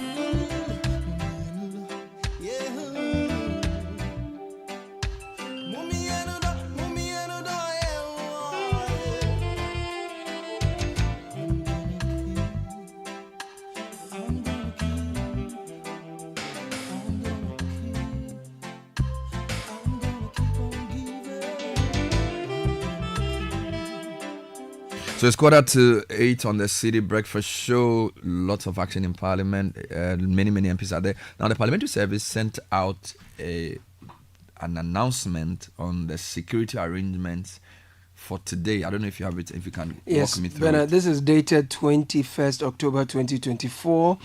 Parliamentary Service, Parliament House, Ghana, for immediate release. Security measures for proceedings from Tuesday, 22nd October 2024. 1. As part of measures put in place to ensure the safety and security of the Right Honourable Speaker, MPs and staff, honourable members are respectfully to take note of the following. A. All MPs, staff and members of the press will be screened thoroughly before they enter into the chamber. B. Bodyguards of MPs will not be permitted in the chamber. C. Vehicles will not be allowed to park around the Grand Arena. D. MPs are to be dropped at the designated drop-off zones within the precincts of the AIC. C. E. The Ghana Police Service will provide directions to the designated drop-off zone. F. MPs are expected to wear their parliamentary identification tags. G. Access to the chamber will be from 800 GMT. And then H, the public will not be allowed to access the public gallery until further notice. And then number 2, respectfully counting on the cooperation of all. Signed, WG CDR Frederick Bauer, retired Deputy Marshal of Parliament. So Bernard, that's the statement from the Parliamentary Service. So special arrangement in terms of access to the president. By the way, this is not your regular Parliament. This is the dome adjacent to the Accra International Conference Center, because the chamber itself is being renovated, and they had a sitting there a couple of I think the last week the sitting was held there. So today, even though the doors have not been opened, there are quite a number of members of parliament waiting outside to enter. This is perhaps the earliest MPs who show up in parliament, you know. Well, to make a point, I guess. And we can see, if you're watching Channel 1 television, we have a shot where Honorable Agboja is standing with some members of parliament, together with the MP for Sojaman, MP for Wasa East, and a few other MPs standing close. Beats Yedeng is also there. A few of them, I'm sure. Yes, the MP for Ketul North as well is there as well, and Cletus Avoka is also there. So there's quite a number of members of parliament from both sides who are. So the chamber is locked with the Honorable Anodompre inside. Yes, he's still sitting there, and the Ghana police and the IGP have no balls to remove him. They are worried that if they remove him, Akufo-Addo and Bawumia will call them and sack them. They have no ball. They are holding guns here, standing outside. The guy is sitting in there. Honorable, until the Speaker makes any consequential ruling on the Supreme Court's ruling, does anything change? And the judiciary doesn't respect Mr. Speaker. They want chaos in this country. Honorable, do you have any assurances for the people of Ghana regarding the peaceful conduct of parliamentary proceedings today? What assurance do I have to give when somebody has already misconducted himself in the chamber? Paul Anodompen asked him whether he's going to give assurance to the people of this country. Call President Akufo-Addo and Dr. Bawumia, call the IGP and ask them how they are going to assure security here. Why do people expect NDC to be the one maintaining peace when the miscreants are sitting there? As I speak to you, my colleague Honorable Anodompen is sitting in the chamber, and I'm saying that the IGP hasn't got the balls to remove him because he's MPP. Because I'm not on press MPP. Imagine if I was the one sitting in there. The lawless country we have.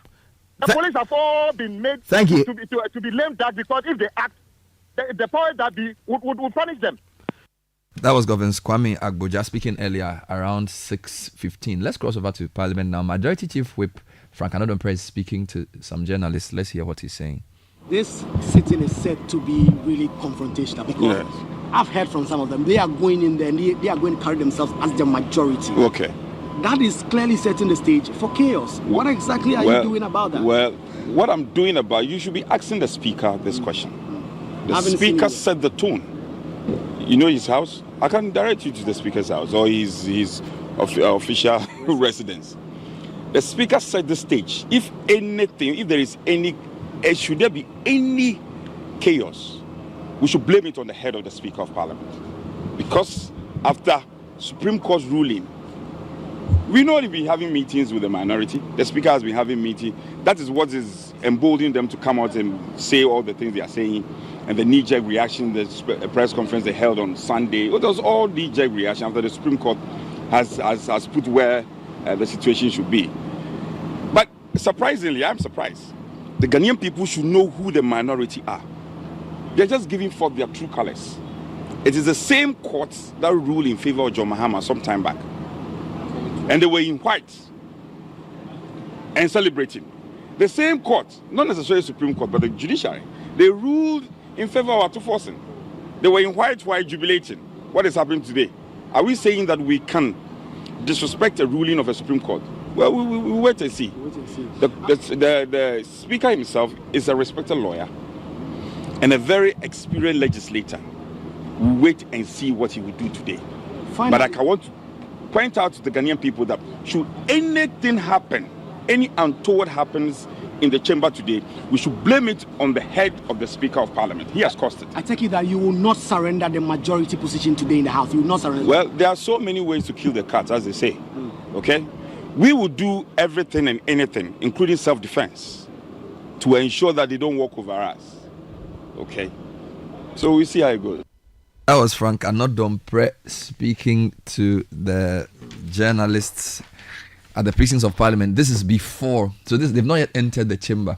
As you read, the chamber will be open at 8 o'clock. Of course, earlier on, the minority whip had alleged that the majority whip was in the chamber, but subsequently, we our reporter sort of saw that Mr. Adompre was out of the chamber, so we don't know whether he had come out, and now he spoke to the press about what was going on, and so it is not clear what will happen, even though there are different calls. So, for example, the CDD issued a statement today. If you can give us highlights, what are they saying? So what is their concern? Yes, CDD is asking, here's a statement. CDD Ghana calls for restraint and peace following the Supreme Court's directions on the vacation of MP seats and ahead of tomorrow's sitting, which is today's sitting of Parliament of Ghana.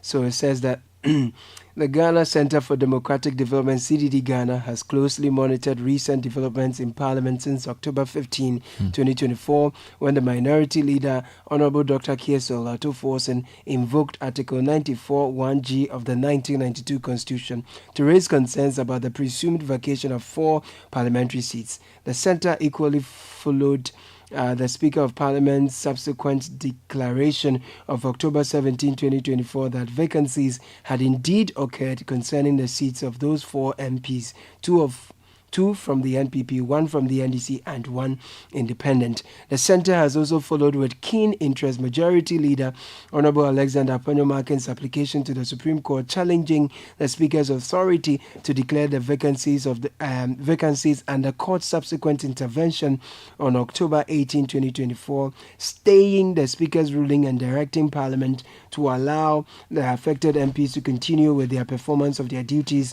until the case is fully determined. We have taken due notice of instructions given to the Speaker and the Attorney General to file their statements of case within 7 days of service, followed by a joint memorandum of issues for hearing. CDD Ghana acknowledges the diversity of views in the public discourse surrounding this issue, particularly the legal opinions regarding both the Speaker's actions and the Supreme Court's intervention. Without a doubt, this situation presents a novel challenge to Ghana's constitutional practice. It requires careful and sensitive handling to prevent the onset of constitutional and political turmoil, particularly as the country approaches the 2024 general elections. The Centre strongly urges all members of Parliament, political parties, the executive, and the media to act with maximum restraint, a sense of responsibility, and respect for the letter and spirit of the constitutional principles and processes that underpin Ghana's democracy. It implores all stakeholders to prioritize the preservation of the nation's peace and security and work diligently to avoid a recurrence of the regrettable scenes witnessed during the Speaker's election on January 7, 2021. To de-escalate the current... De-escalate. Thank you. Yes, de-escalate. Thank you. To de-escalate the current tension and uphold the rule of law, CDD Ghana encourages the Speaker and Parliament to fully comply with the Supreme Court's directions, notwithstanding disagreement with the ruling. The timely filing of the required legal documents will ensure the case proceeds swiftly and help provide clarity and resolution. The Speaker and Parliament also retain the option to seek a review of the Court's decision should it be necessary. Looking ahead, CDD calls for a deep reflection on the relevant constitutional provisions governing parliamentary seats, especially during election years. It is vital to ensure that remedies are available for affected individuals and parties without plunging the nation into legal or political uncertainty. Additionally, CDD Ghana believes that all outstanding cases seeking to disqualify any candidate from the upcoming elections should be resolved expeditiously. This will ensure that no candidate is unfairly deprived of their rights or opportunity to contest, maintaining fairness in the electoral process. In the spirit of national unity, we urge all Ghanaians to remain calm, respect the judicial process, and continue to uphold peace as we collectively safeguard Ghana's democracy. All right. End. So that was the excerpt of the statement, the full statement really, read by Caleb Kuda. As we speak, the members of parliament are going through a scanner to enter into the chamber, and we can see a number of them entering. So Frank Anodon is already gone through, and then it appears that this is a mix of both NDC and MPP members of parliament entering, going through the scanner. We just saw Governor Kwame Aboja go through, and a few others are going through as well. The main action will begin when the chamber opens. Of course, chamber opens at 8, and it's 2 minutes to 8. And then, of course, the sitting, we don't know if it's 10 o'clock. Usually that's when they do the sitting. We are there live already. I'll cross over shortly. But let's hear Kojo Asante actually in an interview earlier with us this morning, reiterating some of the points that you read from that statement.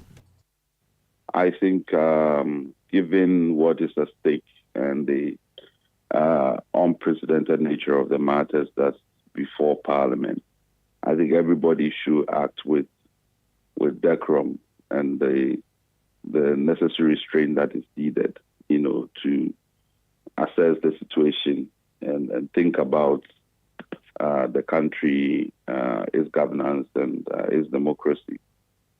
Because ordinarily, this matter wouldn't be that complicated if certain matters have not happened, But once the Supreme Court intervention came in, then, it triggers certain responses from Parliament. And I think it's important that Parliament respects the process of constitutional rule and seek to resolve any objections or disagreements with the intervention of the Supreme Court through that same process, rather than ignore it and cause a political crisis or a governance crisis. So I think it does require some sober reflection and acting appropriately, to preserve the constitutional order, because doing otherwise would set an unprecedented act and really will be in uncharted territory. Kojo Pumpina Asante of the CDD speaking there. It's 8 o'clock. Let's get into tech and social media trends on this very interesting day in Parliament. And Tech and Social Media Trends is brought to you as by First Bank and Telecel. First Bank says if you're sending money to the Gambia, Guinea, Liberia, Nigeria, and Sierra Leone, it is easy. Through the Pan-African Payment and Settlement System, PAPS, you can send money and receive also, very importantly, from all of these destinations for business and personal purposes.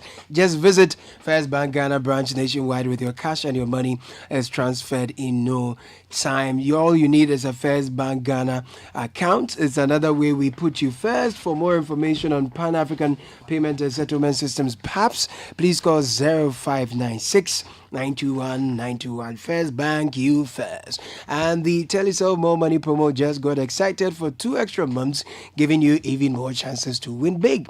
We are now rewarding 4 lucky winners with 30,000 Ghana cedis every week, and 1 million Ghana cedis grand prize is still up for grabs. Keep purchasing data or airtime, reloading data on your fixed broadband to get closer to becoming a millionaire. The more you do, the better your chances. Don't miss out. Dial *500#, send WIN to 500, or visit the Telecel Play app to opt in for free. T's and C's apply. Promo is regulated by the NLA on the Caritas Lottery platform. Telecel, connecting energies.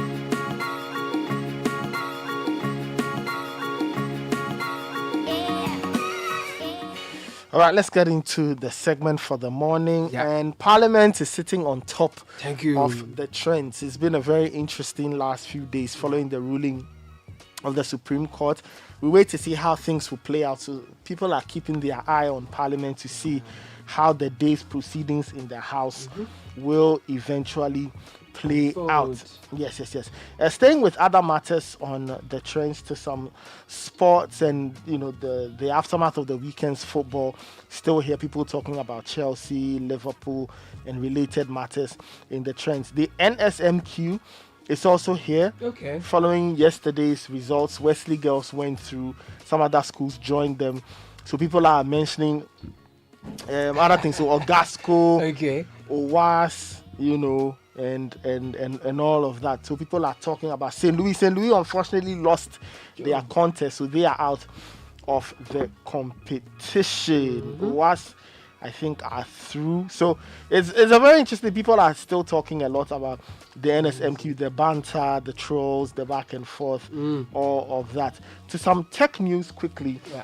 And on the 15th of November, X, formerly known as Twitter, will be updating its terms of use. But there's one line in there that users are not happy about. Now, basically, X is saying that if you continue to use their platform, you are agreeing that X will use your data to train its AI models. Now, using content to train AI has become a major issue in the space. On X, artists and others in creative roles are fretting about their work being used to train computers that could someday replace human creators entirely. So people are not happy about that, and some people are even considering taking it to the court. Okay, now there are already 2 lawsuits involving Elon Musk and X, and according to the updates, all disputes related to the terms will be brought to the U.S. District Court in Texas. So keep an eye out on that, and let's see what will happen after the 15th of November when X, formerly called Twitter, updates its terms of use, and we'll see what it will do about that line that says it can use your data to train its AI models. Nice one.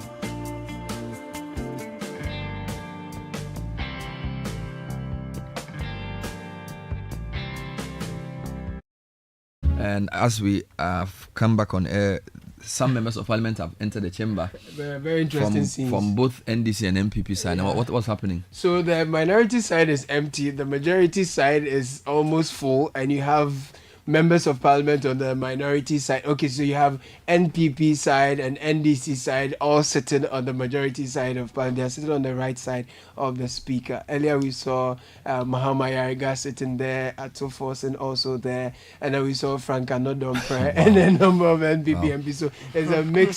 So to the right side of the speaker, you have members of both NDC and MPP mixed up. Maybe we should have a mixed parliament. It would be bad. Who knows? It would be bad. We'll cross over soon to talk to somebody else. But what seems to be happening is that, I mean, the room opened at 8 o'clock, but it's not even half full. I thought that with all the build-up, you would have expected more people there. Charles Owusu-Kumi is our correspondent, also within the precincts of Parliament. Charles, thanks for joining us. Good morning. Good morning, Bernard. I guess you are outside the chamber. What can you report? Well, it's a bit chaotic here outside the Chamber of Parliament. Several supporters of the MPP.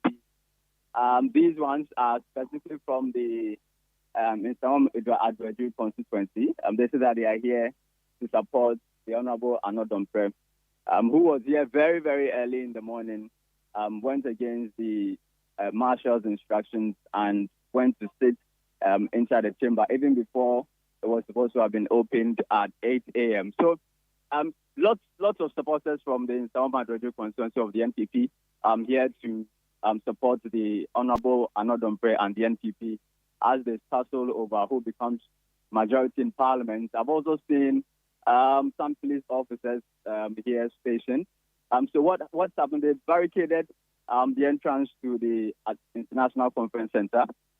Parliament is sitting in the dome of the conference center because there are some ongoing renovation work in the parliamentary chamber. But these supporters have been allowed into the precincts of Parliament itself. I don't know if there's been any arrangement between the Honorable Anodompre and the parliamentary security to allow for the supporters to enter the precincts of Parliament. But they are on the other side of the road inside the premises of Parliament.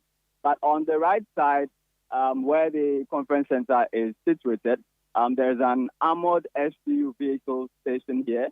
Police officers barricading the area.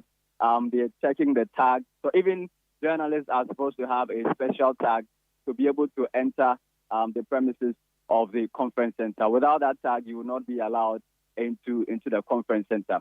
So we're currently waiting for the MPs as they enter. I have information that all the MPs who are currently in the House are seated on the right side of the speaker, where the majority caucus sits. So the leaders are not leaders of the NDC, all seated on that side. Yeah, you are right, Charles. You are right. We have seen those. Okay. We have seen those videos, and you are right. All the MPs who have come have so far sat on the right side.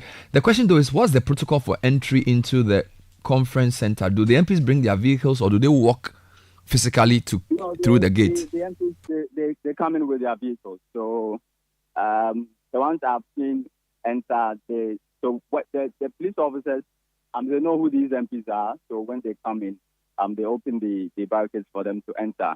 Any other person has to show some form of ID before they enter the premises of the conference center. So, but are journalists screened, or because you have your tag, they just allow you to enter as a reporter? No. Once you have the tag, there's a special tag for just this occasion. And actually, it's just one tag at the media house. So journalists have to, you have to share it around. So you show it to the police officers. And then they allow you to enter. Once they verify that you are from the media house, you'll be allowed to do the barricade. What about the security presence? How serious is it? We've seen, initially, we saw a couple of military vehicles, but is there a heavy military or police presence, or is it very minimal?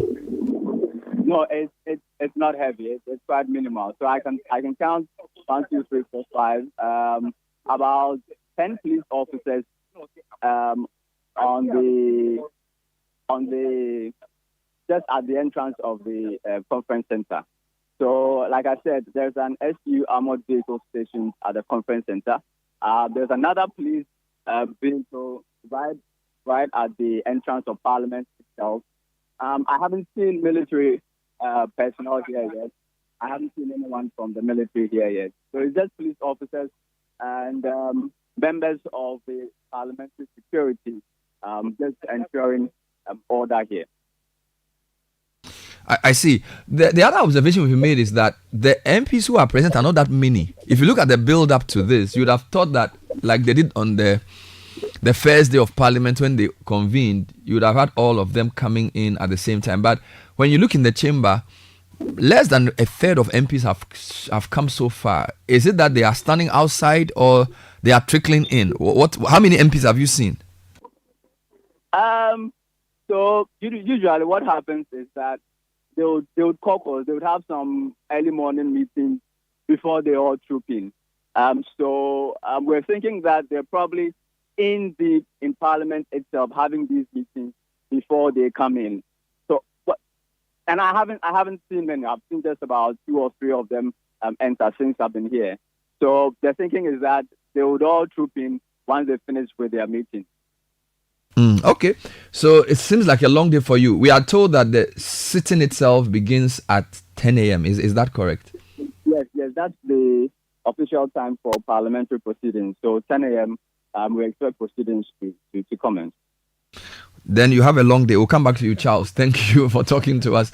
Charles Osukumi is one of our reporters at the precincts of Parliament. So we have Ni Aikwe Okai, who's in the chamber, and then we have Charles, who's outside. And there are some supporters of the MPP wearing MPP paraphernalia, presumably from Insama Dwejiri.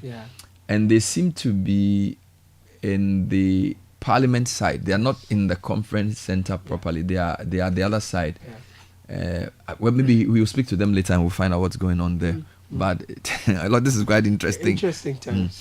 Now, let me do a few announcements and I'll take you to a couple of interviews for the morning. So if you're looking for an easy way to manage your business finance, Build Financial Technologies is a trusted platform for businesses across Africa. Effortlessly handle invoicing, payments, and payroll with secure advanced encryption. Save time, reduce costs, and enjoy live support with local integrations. Visit www.build.africa. Download our app or call 030-8040-007 today. Built, do more with less stress. So where are you headed? Are you going shopping at the mall or buying fuel for your car? Are you enjoying your favorite meal at a restaurant, or you're getting home essentials at your favorite shop? Or you're shopping online for the things you need? Wherever you go, whatever you do, do it with the SG Visa card. The SG Visa card is your best option to make payments for goods and services online or anywhere with a point of sale machine. To find out more, please call 0302-214-314. SD Ghana, the future is you. If you if you want a British degree at a fraction of the cost, you want a vibrant student experience in a community that equips you with useful employability skills, taking you one step closer to the career of your dreams. Enroll all these and more. Enjoy them, plus up to 50% scholarship for your degree at Lancaster University, Ghana. You'll be taught by faculty who are trained to UK standard. For more information, call 020-960-7008 or visit www.lancaster.edu.gh. You can also email admissions@lancaster.edu.gh. Lancaster University, Ghana is the only British university campus in West Africa.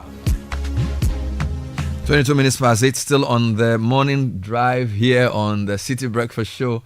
Lots of interesting things happening in Parliament. Before I go back there and speak to my correspondent and my colleagues as well, let me bring you another quick announcement. Yes, SMEs, this is great news for you. Yellow Biz is here. It's coming from MTN, and they are giving you this great service, a wonderful bundle. You get a router, you get genuine Microsoft applications, Webways, and the Unicom service, all for a good deal, so you don't have to miss out on what's happening. To stay ahead of the competition, call 100 or 0244-308-111 or send an email mtnbusiness.gh@mtn.com. Remember, T's and C's apply. All right, so we spoke to Freddie Blay, former First Deputy Speaker of Parliament, of course, former chairman of MPP as well. He was on Eyewitness News yesterday, expressed his views on the standoff potential between the legislature and the judiciary, all depending on what the speaker would do. Yeah. And Freddie Blay had his few things to say. I don't think there should be any controversy. The speaker made a decision which will be challenged in the highest court of the land, the Supreme Court. The Supreme Court has given certain directives, certain orders. They say that what has been done by the Speaker should not be implemented for now, be injuncted. What I will do is that I will wait for the final decision of the court. That's all. Even though you have members of the party you belong to, and I'm using you now to mean Speaker Bagbin, you have members of the party that you belong to saying that they would work with what you have said on Thursday and not what the Supreme Court has said. These are MPs and non-MPs alike who are saying that they will not let the Supreme Court decision hold. You are a lawyer. How would you deal with this? I'll be extremely surprised that the Speaker will say anything else apart from what the Supreme Court has decided. He definitely must let the Constitution work. And according to the Constitution, you read it and I read it, and I believe all of us read it. It is the Supreme Court that interprets the Constitution. And some people have gone to court, and the court had given its decision, it made its ruling. The ruling is that, hold on, the parties, the protagonists, come to court and argue it. Until then, let the situation be as it used to be before they came to court. I think it's as simple as that. Anybody who makes any other decision will be engaging in constitutional lawlessness. There is this refrain about coordinate powers between the judiciary and the legislature, and that the decision of the House of Parliament ought not be questioned by another institution with coordinate powers. I don't believe that is the interpretation. Yes, there is separation of powers, but each organ, the three organs, the judiciary, the executive, and the legislature, they all have their roles to play. And the role of interpretation of the Constitution, it's entirely in the hands of the Supreme Court. And we all, not just the institutions or the organs, but all Ghanaians are supposed to observe it. You need to respect it and go with what they say. You may disagree, yes? Why not? But the final decision rests with the Supreme Court. Anybody who says that you are interpreting it, they have coordinated. I don't know what it means by coordinating powers. But we are governed not by what we understand, but what is written in the Constitution, unless you don't want to observe it. Unless you want there to be disorder in the country, definitely you must abide by the ruling of the court. What about the people who say the court is becoming unnecessarily interfering in the work of Parliament? That's their opinion. I don't believe so. I don't think so. If a decision or a ruling is made and you disagree with it, then of course you will go ahead to accuse the Supreme Court of what you think ought to have been done or haven't been done. But definitely, it is what it is. This country must go on. It must be governed. We must all perform what the Constitution says as interpreted by the Supreme Court. If you say you accuse them, I have no problem with you expressing your opinion, but that doesn't mean your opinion should prevail as against what has been decided.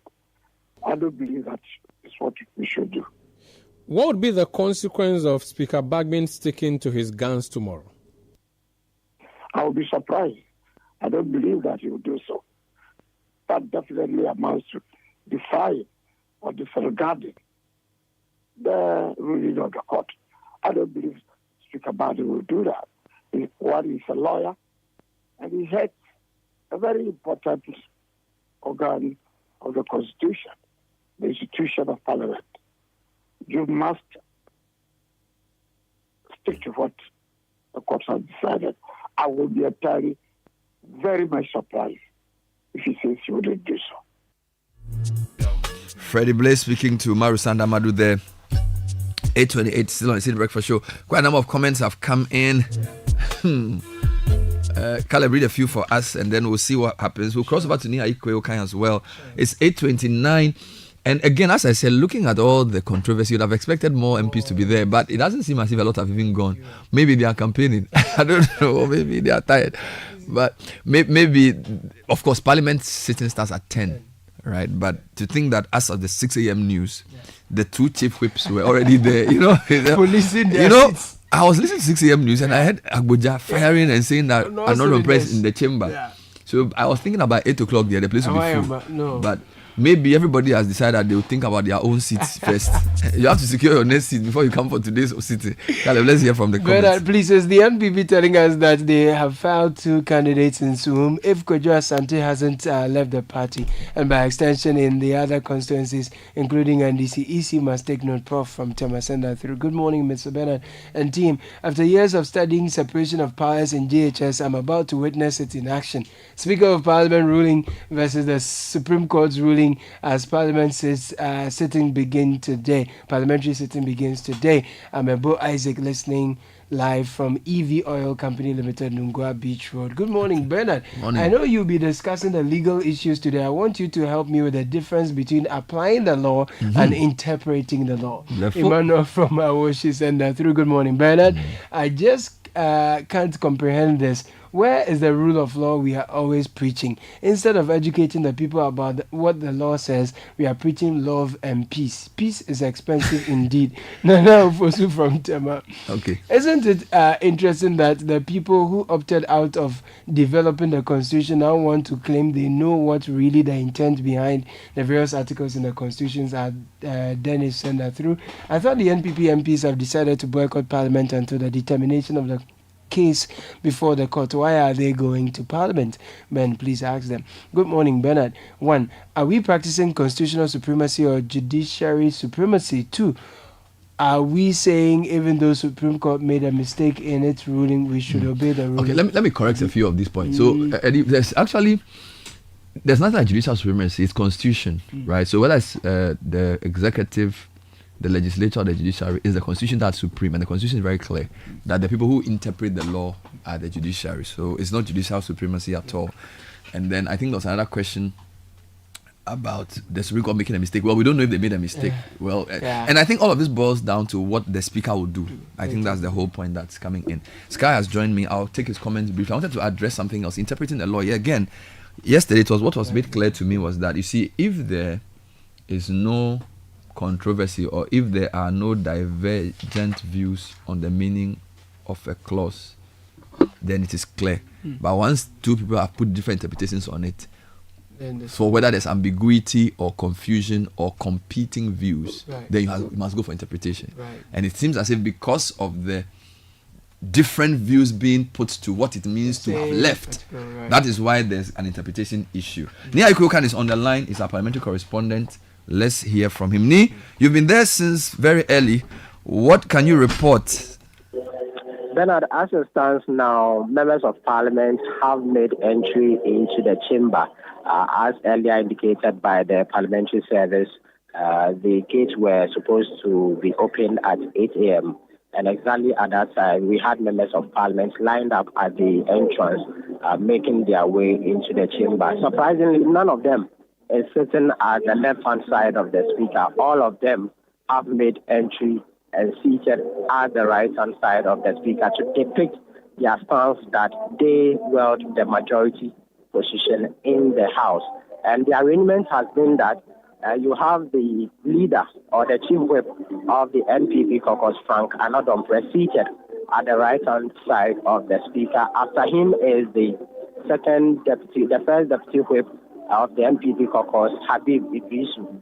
And then after Habib Idrisu, you see the leader of the NDC caucus, Dr. Kesel Atoforsen. After Kesel Atoforsen, you have the deputy leader of the NDC caucus, Emmanuel Amakofibua. And then after Emmanuel Amakofibua, you have the chief whip of the NPP caucus, Gavin Sagoja. However, surprisingly, you have the second deputy whip of the NPP caucus seated right after Gavin Sagoja. That's the Seshi Akontombra MP, Alex Tete Jonobwa. And after Alex Tete Jonobwa, who is an NPP member, is the second deputy whip of the NDC caucus, Comfort Doyo. So they are all seated at the leadership side, just waiting for proceedings to officially begin, speaker to preside, and then make consequential orders as to who exactly occupies the majority side, whether he is going to abide by the ruling of the Supreme Court suspending his directive, or he goes ahead with his declaration of the 4-seat speaker. So that is currently the situation. Usually Parliament commences at 10 a.m. It's 8:30. Now, would you say that the numbers we have today are more than you would typically have at 8:30 on a normal day? And again, because of the controversy, were you expecting more MPs to be in Parliament as at now? Because when we look at the shots you shared with us from the chamber itself, even the right side is not full, not to talk of the left side. So it seems as if there's still a lot of MPs who are not in Parliament yet. Exactly the case, Bernard. It is quite unusual to have this number of MPs here at this time. More often than not, you would have them coming in from 9:30 to 10 a.m., which is the official time. But today we find quite a handful of them here to occupy their positions. And besides, it is not something new to have these few numbers. Sometimes they do not come in their numbers.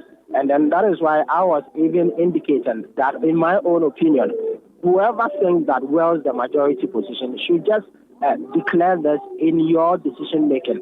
If you have the numbers, put them to voting, put them into decision making, and then prove who wields the power of the majority side, than to rather resort to any tussle or whatever form.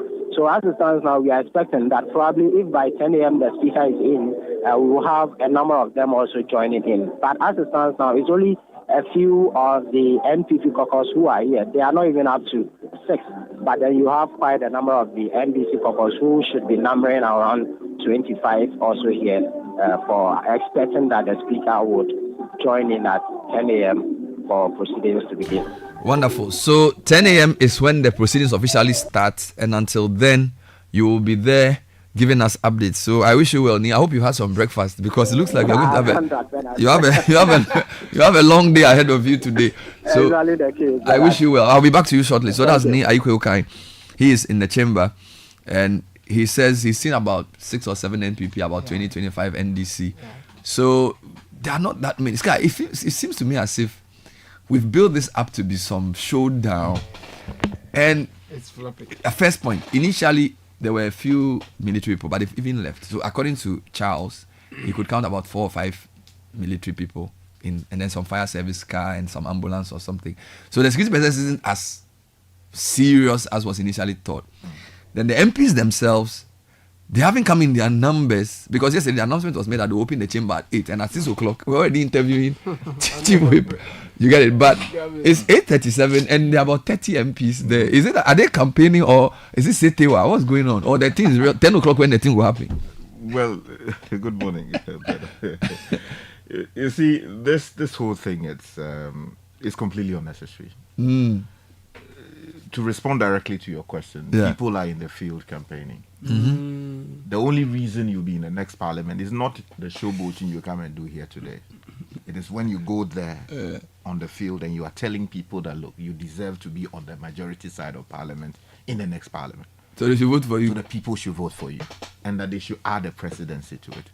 That is what matters to many of the people I have personally spoken to. So they are not interested in some of these things. It's completely unnecessary. It is. So you don't expect the house to be full today? Unless by some stroke of magic, they recall many of the people who are in the field campaigning. Because there's no voting that requires even numbers necessarily. No. All this is completely unnecessary. So the house will not even be full.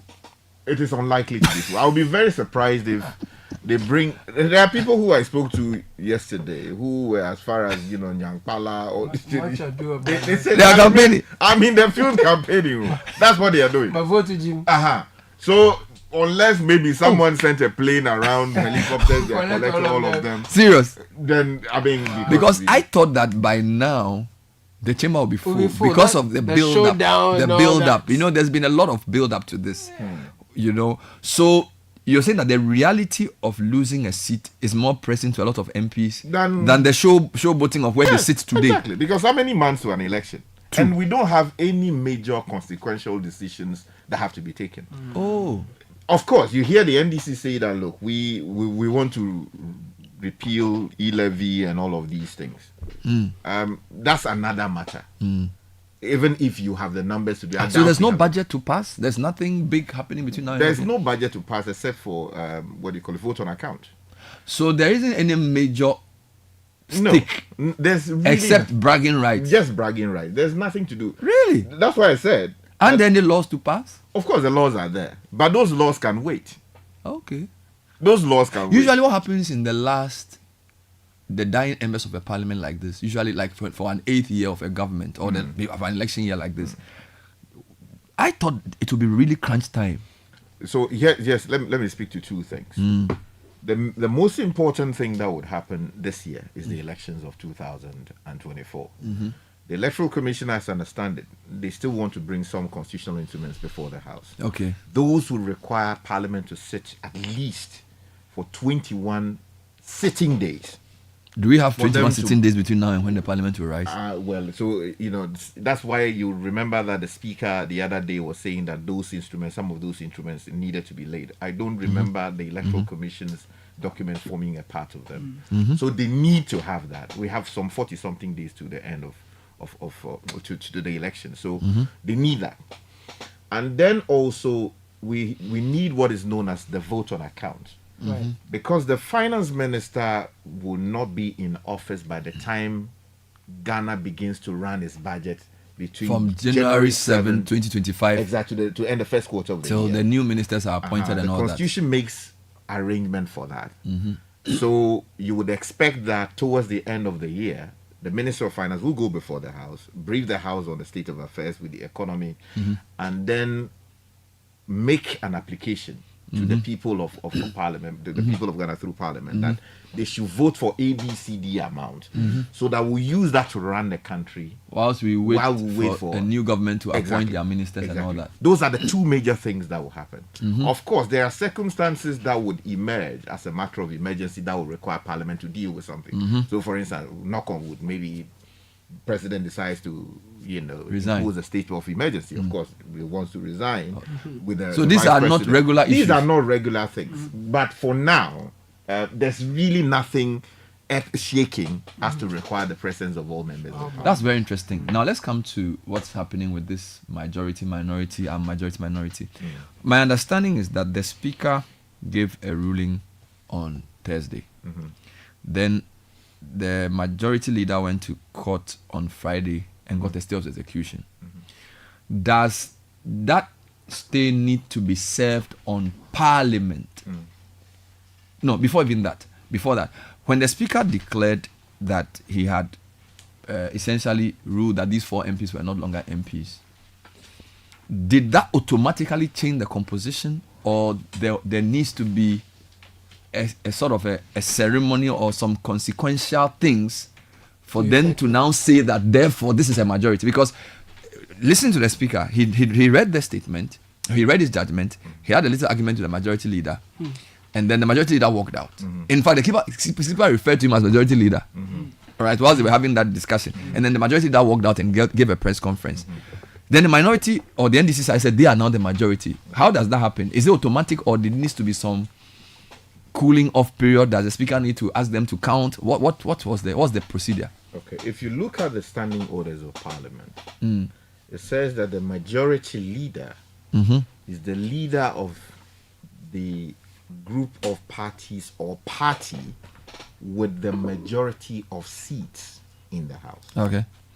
So that is to say that if the MPP has the majority of seats in the House and they determine that, oh, Kojo Mensah is their leader, that person will be communicated to the Speaker and that communication will be made available on the floor. Mm-hmm.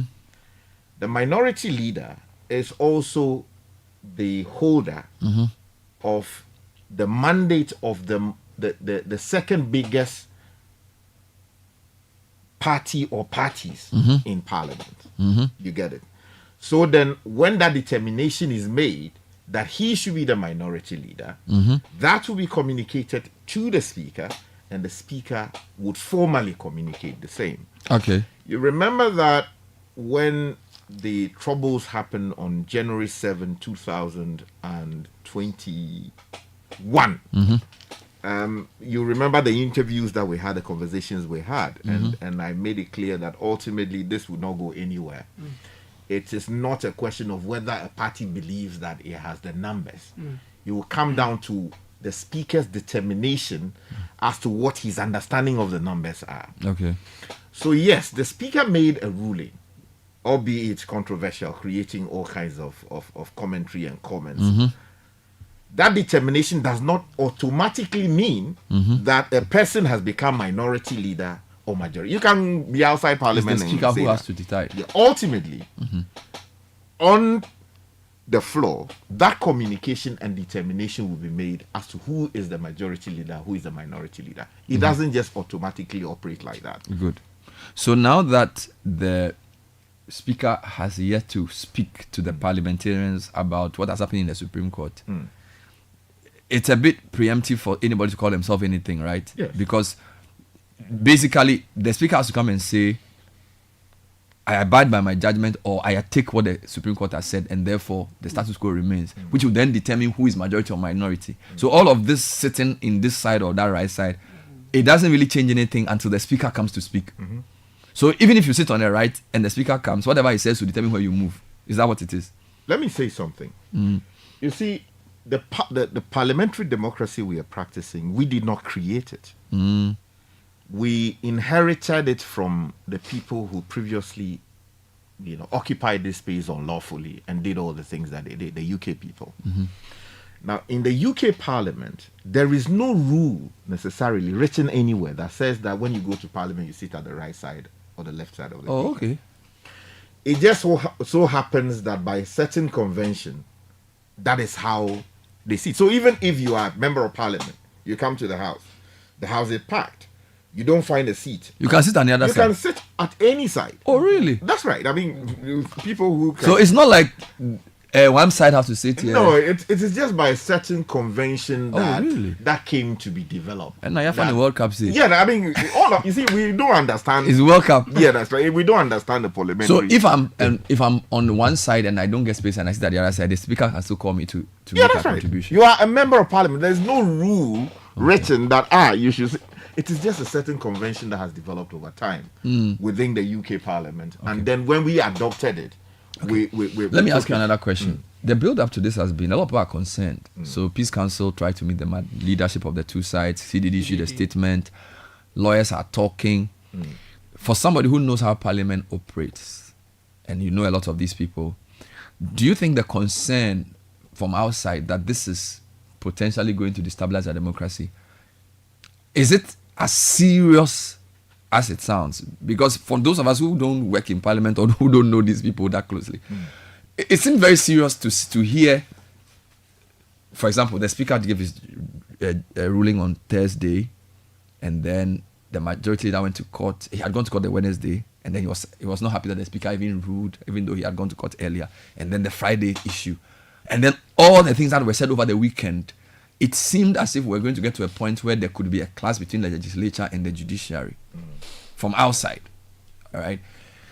Do the insiders feel that this is also going to be this potentially cataclysmic as we see it from outside? Yes and no.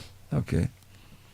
the yes side of things would tell you why the Peace Council has moved to action to say, look, it wants to intervene and help tensions to go down. Because there is a certain realization that people are using this non-issue really, because it is an election year, to make it a big matter that affects the peace and security of the House. But there is also a certain realization that the Speaker, being the man I know for over 20 years, and a lawyer for that matter, a man who understands parliamentary practice and democracy to an excellent degree, I would say, looking at what is about happening or what is happening in the country, he will take a decision that is in the best interest of not only the country but himself. The reason I say that is that a lot of people are watching what MPs will do today. MPs don't have a right to lead people of Ghana to a conclusion where it is possible for people of Ghana to say, as for the Supreme Court, we won't mind it. Right. You have a right as a member of parliament, as a Ghanaian, to criticize the decision of the Supreme Court if you believe that they have acted wrongly. Right. What you do not have the right to do is to say we will not respect the decision of the court. You can even go for review. Yeah. So if you disagree with a decision and you disagree robustly, you find your lawyers, you go before the court will be persuaded by your argument. If they are persuaded, they make a decision that vacates or nullifies their earlier decision.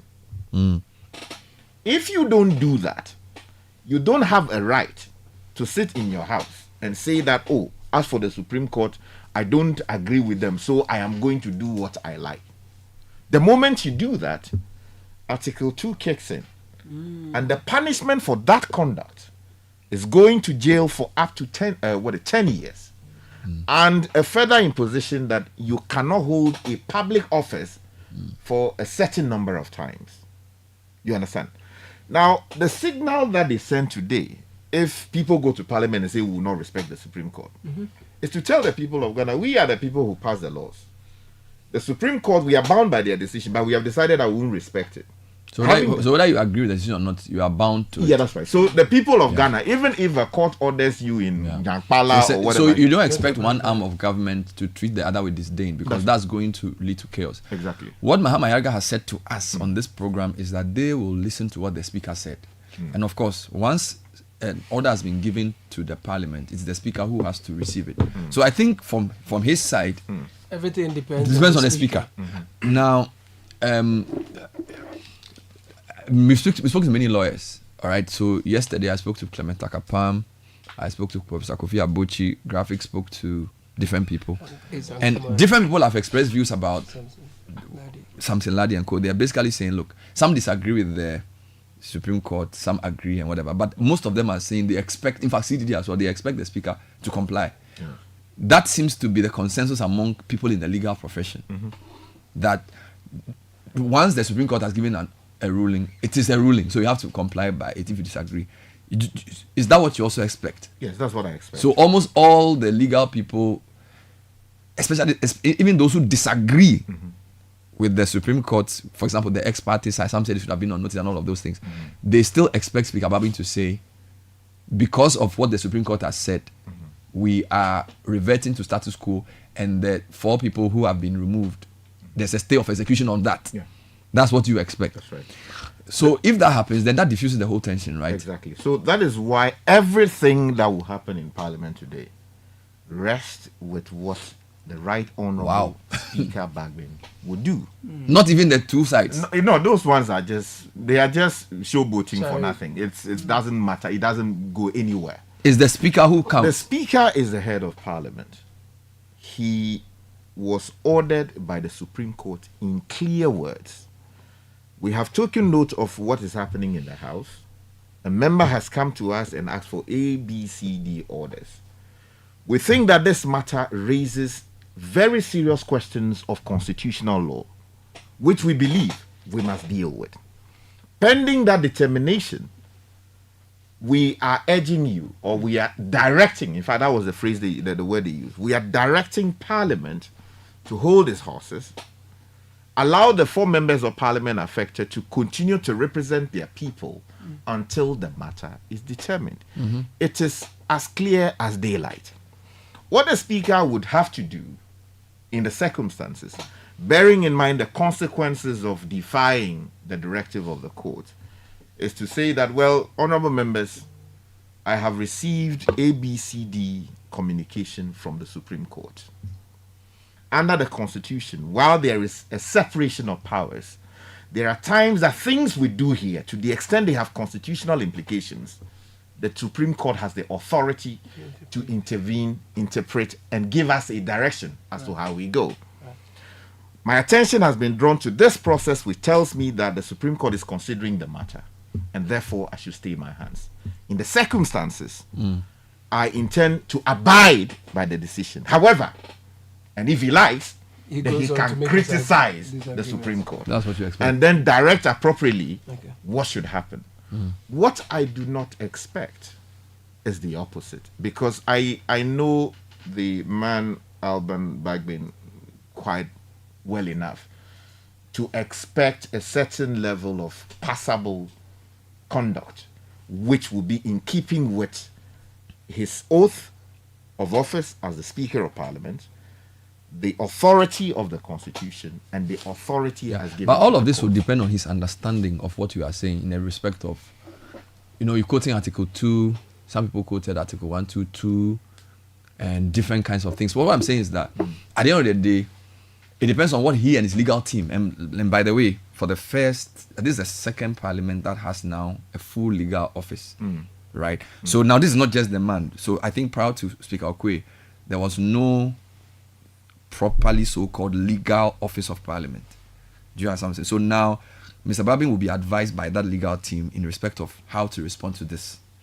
So it's not just his, what I'm trying to say is that it's not just his own personal view. There's a team that's supposed to advise him. Yes. Right? And there are lawyers in that team who work in Parliament, who work as public servants for Parliament, yes. right? And I doubt very much any lawyer of passable intelligence in the circumstances of our Constitution will look in the face of his client and say that regardless of the orders as made by a court of this country, you are entitled to disregard it. Okay. So you don't expect, so which is why I need to make that point, because if it was only just the man, maybe like 16 years ago, he'll probably have to consult with his legal friends or read his own law books. But what I'm saying, that Parliament as an institution, now even as a legal office, and if anybody wants to even go back to even understand what the Speaker would do, they could even ask, so what was the advice of the legal team? Do you understand what I'm saying? Because the team is there purportedly to advise Parliament.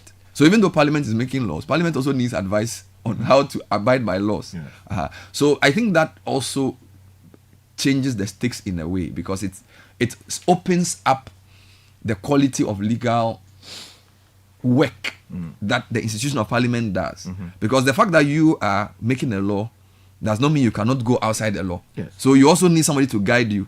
Do you understand what I'm saying? In fact, that leads me to something that, with your permission, I should explain. You see, the idea of separation of powers, if you read the likes of A.V. Dicey, I mean, it's an English law authority respected in the common law world. That's easily one of the greatest legal minds and political theories we've ever had. Flows from him, where he argues that no one man should be given the authority to decide everything for the state, and that there needs to be checks and balances so that the authority of state as given to one man can be held in check by coordinate arms of government. But in his original discussion of the subject matter, you would realize that it was within a certain UK context where both the executive, the Parliament, and the Judiciary seem to be fused into one. What is the reason? The English Prime Minister is a member of Parliament. Previously, the Judiciary, in essence, was in Parliament, the House of Lords and blah, blah, blah. They were an integral part of the institution of Parliament. It was only recently that they actually even moved physically out of Parliament. Then you also have the Parliament of the UK, all coming together to represent the interests of the people. Previously, it was the king who exercised all the authority as to what is judgment, what is not judgment, blah, blah. But it became very unwieldy. The king couldn't do all the things that he needed to do. Pass the laws, enforce the laws, and decide judgment. So the judiciary was given its mandate to go and do what they have to do. Parliament, as constituted, will pass the law. And then the king would have the authority to execute it. Of course, there became a problem where kings were doing all kinds of things. So when they introduced their Bill of Rights, they made it clear to the king that, look, we are bringing you back. Because they have slaughtered the king. We are bringing you back. If we bring you back, these are the terms on which you are going to preside over us as the monarch. So when we pass the law, you have no business telling us how we pass the law. Okay. We'll just bring it to you, and then you would sign it into law. If you disagree, there's a process you must go through, and then let her happen. So the concept of separation of powers as espoused by the original framers is to help to diffuse power in such a way as to ensure that you, Bernard, if you are president tomorrow, you do not tell Nathan how he should run his affairs, and you do not tell this man how he should govern affairs in Parliament. But when there is a constitution sitting on top of you, which tells you this is how you do things, this is how all three of you are under the constitution. Yeah, all three of you are under the constitution, and therefore, if there is a dispute as to what should happen, you should go to Nathan, because Nathan is the head of the judiciary, so that you give explanation. Whatever he says, whether you agree or disagree, becomes the law. You understand? But what we are seeking to do in Ghana appears to be the opposite. Yes, you quoted Article 122. If you read that provision clearly, it says that proceedings, things you say in Parliament, blah, blah, blah, it shall not be questioned anywhere. That is true to an extent.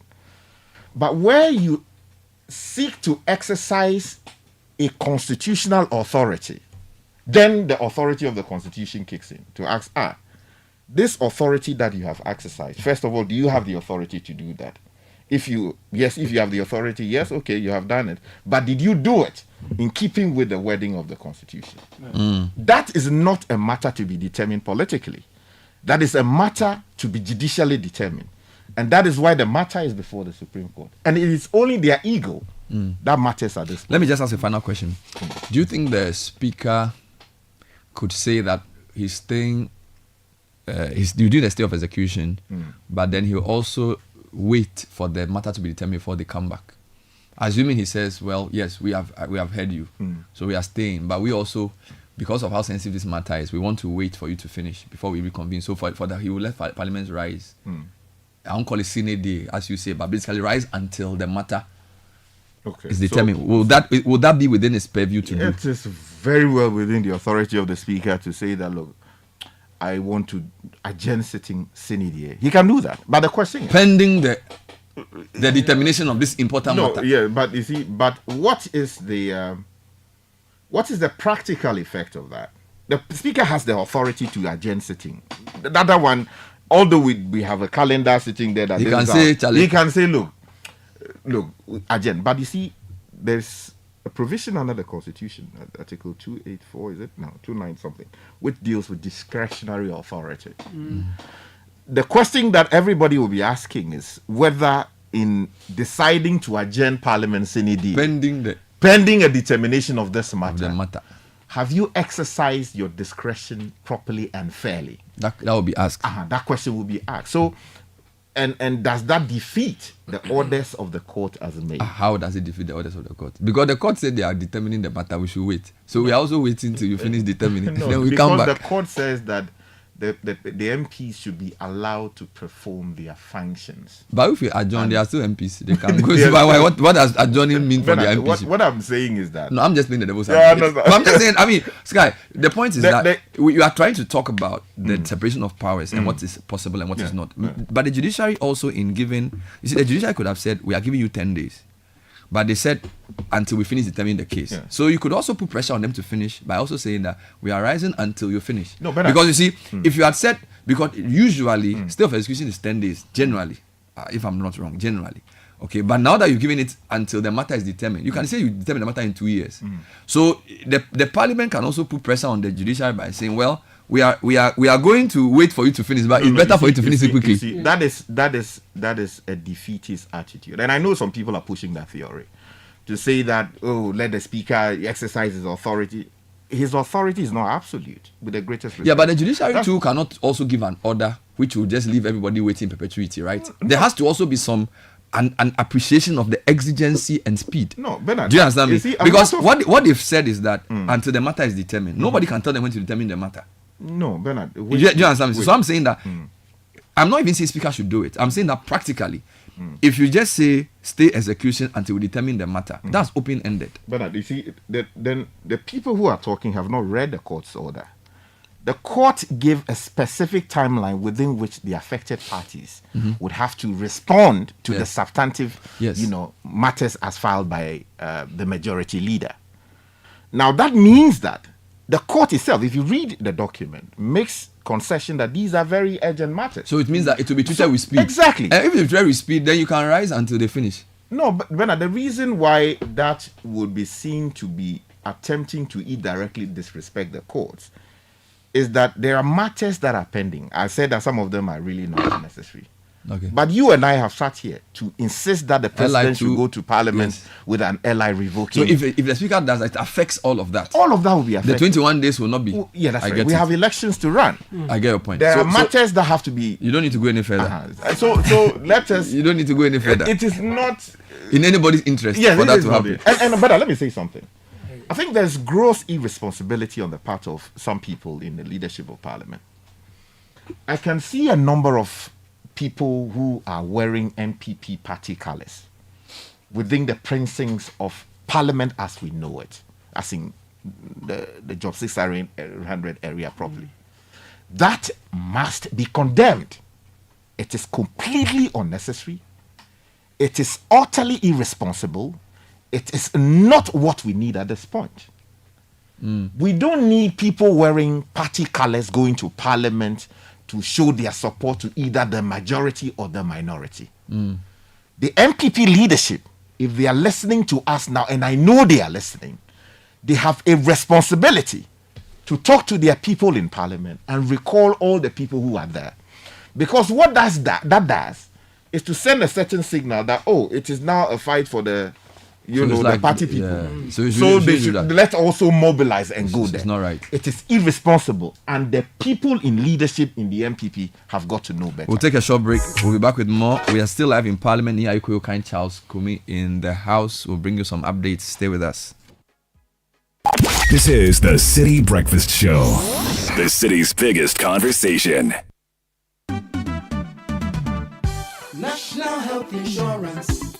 Hello there! I have great news for you. Registration for the National Health Insurance Scheme, NHIS, just go faster and easier with the new NHIS mobile app. Grab your smartphones and download the My NHIS app from the Play Store or App Store for instant enrollment onto the NHIS. All you need is your Ghana card. Yes, just your Ghana card. Enjoy amazing benefits like registering family, friends, and groups with easy payments from your mobile money wallet or bank debit cards. Link NHIS card to the Ghana card for yourself and others, renewing your membership with ease and locating the nearest NHIS credentialed facility, all on My NHIS app. Get to know the benefit package and over 500 medicines covered by the NHIS with a simple click on My NHIS app, so you do not fall prey to paying extra charges at healthcare facilities. Communicate directly with the NHIS through the new messaging module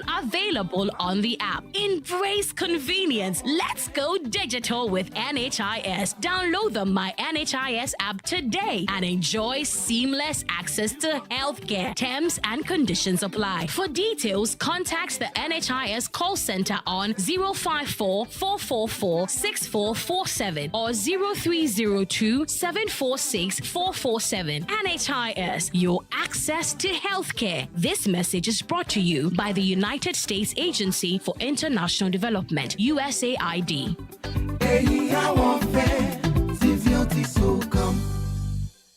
Come on. Good boy. Honey, look, he's crawling. Wow. Good job. The new Cerelac Wheat and Maize has the combined goodness of wheat and maize grains fortified with iron, vitamins, and minerals also found in fruits and vegetables. To prepare the new Cerelac Wheat and Maize, just add milk. Enjoy your little one's big moments at less cost. Cerelac, care for them, count on us. This advert is FDA approved. Spare driver, are you sending the sales? Boss, medicana kopim. Hey, what the car to me so? Boss, you no renew the insurance. Charlie, I didn't have time. I had to go to the farm. You can insure on the farm. And I had to go to the market too. You could have insured in the market. I had to cook supper for my wife. Even in the kitchen, you can still insure. But how? By texting or buyer on 0242 426 396 to help insure with Provident Insurance on WhatsApp from anywhere. Annie, babia. With Obaya, now you can insure your car anywhere, anytime. On WhatsApp, text Obaya on 0242 426 396 today. With Provident. Man, you are covered. Honestly, the cost of dialysis is an impossible burden to carry. Ever since this kidney failure diagnosis, we spend over 1,200 cedis every week. I keep asking if there's no intervention for persons suffering from chronic illnesses in society. Considering all these economic hardships, isn't the government thinking of us? Aren't they? Is the NPP government saying they can't do anything about this? Grandpa, I can't lose you, Grandpa. A nation that doesn't care for its sick is herself sick. Ama's painful story is one of what many Ghanaians are going through today. But there is hope for Ghanaians under the next NDC government. John Mahama will create the Mahama Cares Fund to support the cost of treatment of people suffering chronic illnesses such as kidney failure, cancer, diabetes, sickle cell, hypertension, and other heart diseases. Ghanaians can access free healthcare at CHIPS compounds, health centers, clinics, and polyclinics, whether or not they have NHIS cards. These interventions will be major sources of relief for the millions of Ghanaians who are suffering from these chronic diseases and are often left to their own fates. Indeed, Mahama cares. Vote for change. Vote for John Mahama and the NDC. OneXBet values your activity and wants to celebrate with you. Stay with us and enjoy OneX Free Bet, a weekly reward just for you. Sign up at onexbet.com.gh with promo code GHFree to get a 300% welcome bonus. Bet on the correct score from Tuesday to Monday and get a guaranteed free bet. Millions are already winning. Join your friends and experience the thrill of victory with OneX Free Bet. Gambling can be addictive. Bet responsibly. Not for persons under 18 years. This advertisement has been vetted and approved by the Gaming Commission. Ghana's biggest housing event, the Mikasa Home and Property Fair, is here.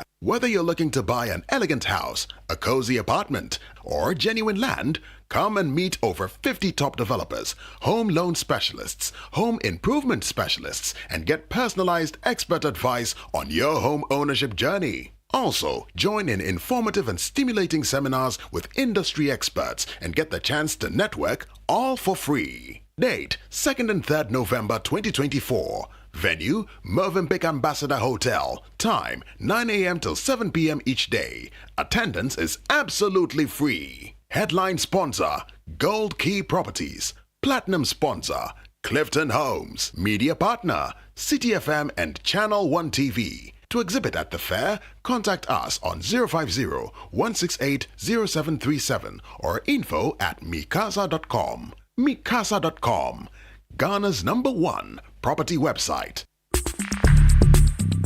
Join the conversation on the Citi Breakfast Show on Facebook at facebook.com/Citi97.3, Twitter at twitter.com/Citi973, and Instagram at instagram.com/Citi973 with the hashtag CitiCBS.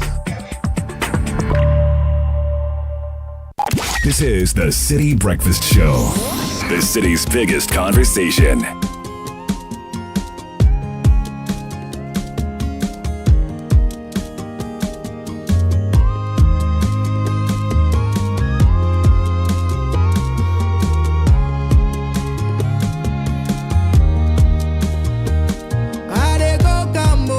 Every day thing that we say, for all the plans we for sure he gon' make a way. On his road, the only load is how to reach safely.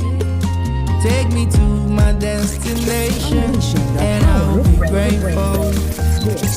We go come, nothing go do we. Them go come, nothing go do them. After I'm a new let me I know for sure he'll be there for me, no matter.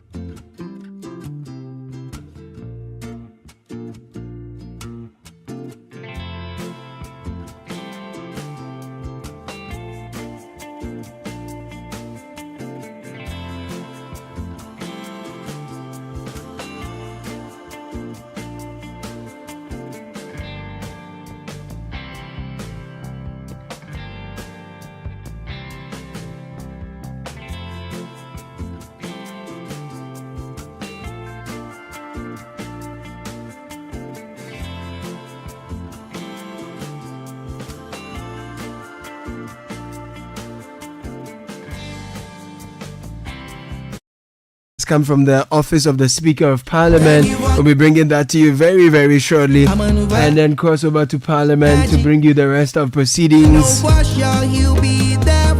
Sitting actually starts at 10. If there are other interviews, we'll bring them to you. Our colleagues are stationed in Parliament to bring you every update that you need to know. In the meantime, there's a bank in Ghana that is always at your service, a bank that is ready to assist you with their 24-hour state-of-the-art center, contact center, and it is Omni Basic Bank. Omni Basic Bank is the fastest growing corporate bank and bank of the year 2023. Omni Basic is always at your service. Call us 0307 086 000 0302 758 555. Visit any of our branches nationwide to open an Omni Basic Bank account today and enjoy exceptional customer service. Omni Basic Bank at your service.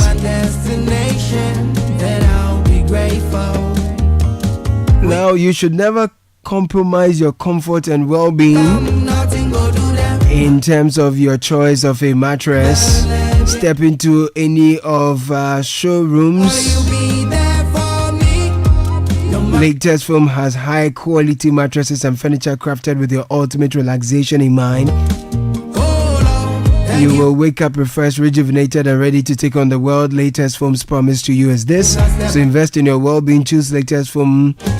It's your partner for life. Visit us today and sleep better tonight. Call us on 0302-231-155 or 0302-200-8499. Online, visit us www.latestfoamghana.com. Now your Friday nights just got an upgrade with Park and Watch. Get ready for a one-of-a-kind evening of Afro jazz infused with live stand-up comedy with the hilarious Obian Ponsan, General Intatia, Chemical, and Putogo. Then pair that with watching movies, the driving style on a giant screen with sound transmission directly to your car speakers, and got the perfect night out. Join us on the 1st of November, which is a Friday, at the Ghana Club, just a minute away from the Independence Square. It gets open at 6, but parking is limited. Call 055-758-7624. Visit hypeflixdriving.com to grab your tickets. Reach us via social at Park and Watch or at Hypeflix Drive. In Hypeflix Driving, just park and watch. So basically, you park your car, and the movie is being beamed on a big screen. You're in the car with some popcorn. You are drinking some beverage or something, and you're having a good time, and then you are watching the thing, right? And the sound comes through your car speakers. Oh, the sound of the movie, I guess it comes through your car speakers. I guess it's like through Bluetooth or something. My I'm sure that's God, what's the name of the place again? It's happening at the Ghana Club. Ghana. Oh, this is around the ministry there. It's close to the sea. So while you are there, you can open the car and the breeze will be entering the system. I love it. I'm picky. Anyway, the news we've all been waiting for is your favorite Cerelac now comes in a new variant with the combined goodness of wheat, maize, grains fortified with iron, vitamins, and minerals. All you need is add milk and you are good to go. Cerelac, care for them, count on us, and this ad is FDA approved. Nice one. Now, Eden Heights is well planned and secured gated community with access to an ultra-modern sports complex, Olympic-sized swimming pool, football court, basketball, athletic, and gym facilities. Eden Heights has available 2, 3, 4-bedroom apartments and penthouses with the highest grade of finishing for rental and sale.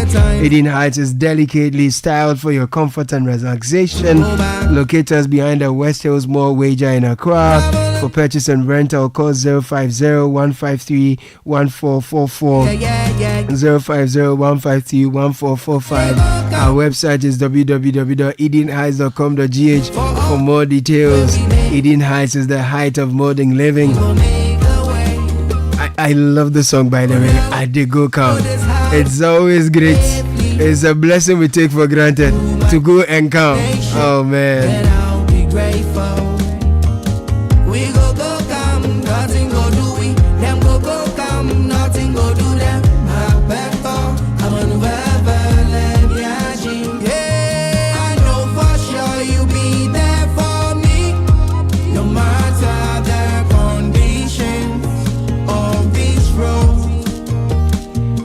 Now, you see, it's one thing having data, it's another thing having good insights from that data for making decisions with precision. That's why we're inviting you to join the data analytics and AI revolution and empower your team to work smart, save time, and deliver insights from data using the world's most powerful business tools like Microsoft Excel, Power BI, ChatGTP, and Copilot. Finex Skills Hub offers hands-on practical training to corporates and individuals in data analytics with Excel and Power BI, leveraging AI tools like Copilot and ChatGTP to help you improve productivity at the office. Take advantage of this opportunity. Reach out to Phoenix Skills Hub on 0244 782 356. Visit our website www.phoenixskillshub.com to sign up for your corporate and individual training sessions.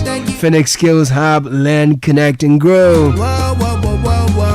Now imagine spending your New Year surrounded by the breathtaking beauty of Dubai. Global Wings is offering a 7-day tour package from the 27th December to the 3rd of January 2025 just for you. The coverage covers a lot of things: tours, tickets, accommodation, all of that. Step into 2025 with memories you cherish forever. Get in touch with Global Wings Travel and Tours on 0553 688 398. Global Wings Travel and Tours, truly global, proudly Ghanaian. Sharp. Go Kel. Good morning to Go Kel. Oh, and I want to say good morning to Paco Kumsi. This guy, you know Paco Kumsi. The two paddies who are no longer following Wange. Oh, they've never followed Wange. You know, Paco Kumsi apparently is a landlord in Kenya. Oh, really? Earlier in the cities on, Traffic Avenue where DJ Mingo and they are doing that. When we entered the place, he took me to all the lungu-lungus and the corners. You know, you see him with Nairobi. Yes, the Kenyan bead on his hand. Right. That guy is 90% Kenyan, 10% Ghana. Oh, I see. It is his name that is fancy. He was sitting in Matatu or whatever. We entered the Matatu. We were on Boda. We went to Kibera. We ate ugali and we went to the carnivore. Oh yes. We had fun. It was good. So beautiful. yeah, Nairobi is a beautiful place. Oh, the city is sweet. It's as I'm here right now, my mind is still there. It's still, but their nightlife is heavy. Oh yeah, because I think there are those who will tell you that we killed our nightlife with the coups and all of those. People moved out in search of greener pastures, and musicians also left. Many of them went to Nigeria, outside of the continent generally. Some to the UK, US, Germany, and blah blah blah. So by the time we will recover, the nightlife is gone. Yeah, but I think there's always a way around it. it's unfortunate because nightlife really it's one of the ways of giving the economy life. That's why it's interesting. No, our brothers when you hear they like Sorabi. Sorabi. Oh, bo, bo, bo. There's a statement from Parliament. Yeah, so the statement is coming in just fresh out of the bakery. Right. And it's exclusive one, eh? Yeah, so it says for immediate release. So it has to do with something that's circulating on social media. And Parliament is not happy. On the letterhead of the Parliamentary Service, Parliament House, Accra, Ghana, says for immediate release, dated the 22nd day of October 2024. And it says, treat with disdain attempts to smear the Speaker of Parliament.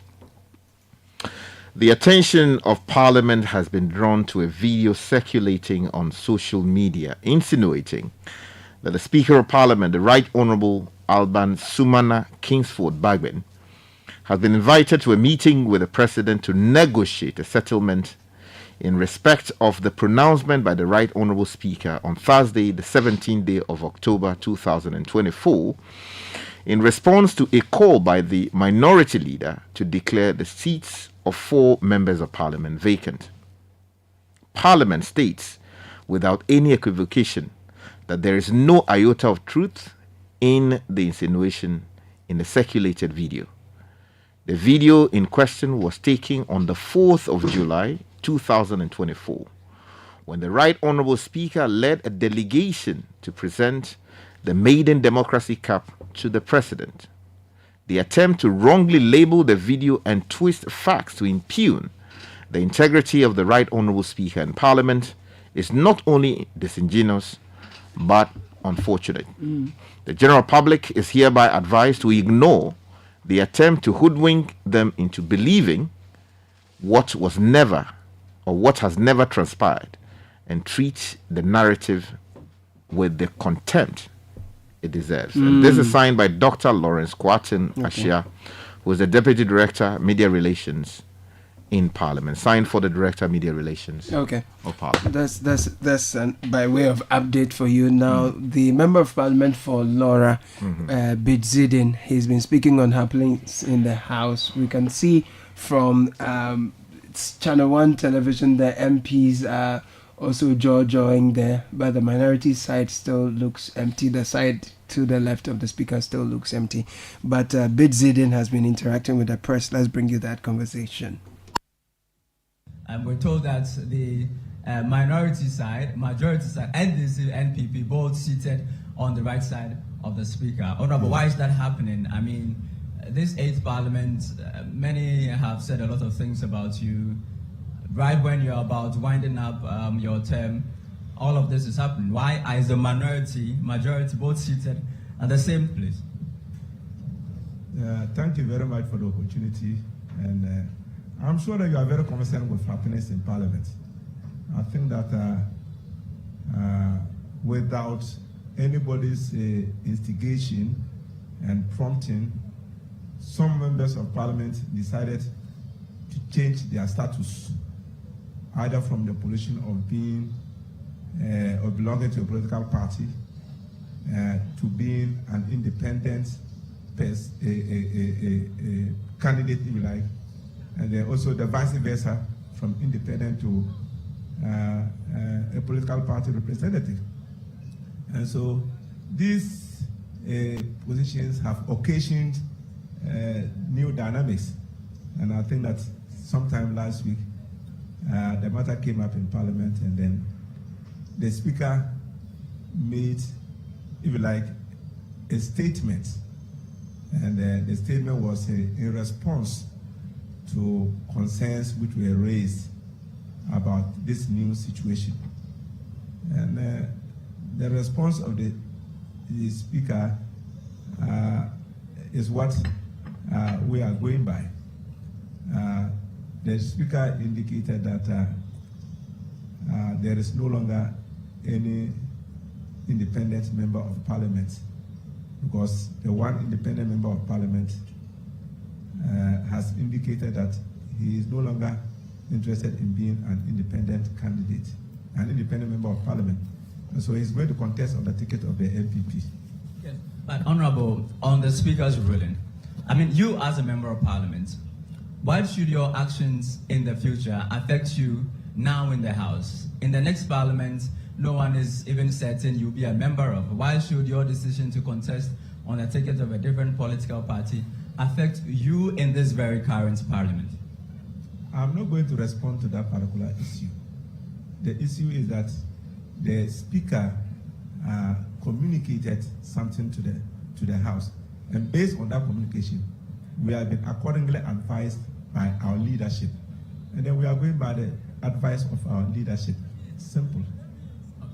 The Supreme Court has made a ruling, which ruling now restores the previous numbers in the House, which takes you back into minority. Do you expect the Speaker to abide by this ruling today? I have not seen any ruling to that effect. So far as I'm concerned, I have not seen any ruling to that effect. Parliament was served yesterday. Well, I said I have not seen any ruling to that effect. I know that we rose, or for that matter, the Parliament was adjourned on Thursday.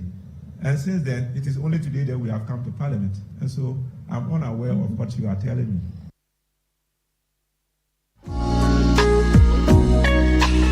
So that was the MP for Laura Bidzidin interacting with Charles Owusu-Kumi. Let's stay in Parliament. Ni Ayikwe Okan is in the chamber. He'll bring us some update very shortly. Ni Ayikwe, good morning. If you can hear me, we spoke to you earlier in the morning. We saw the number of MPs who had showed up so far. It's now 29 minutes after 9, almost 30 minutes to the beginning of parliamentary business. Can you say that the numbers have improved? What has changed since we spoke? Well, Caleb, not much has changed. We have some of the MPs coming in and going out as and when the need arises.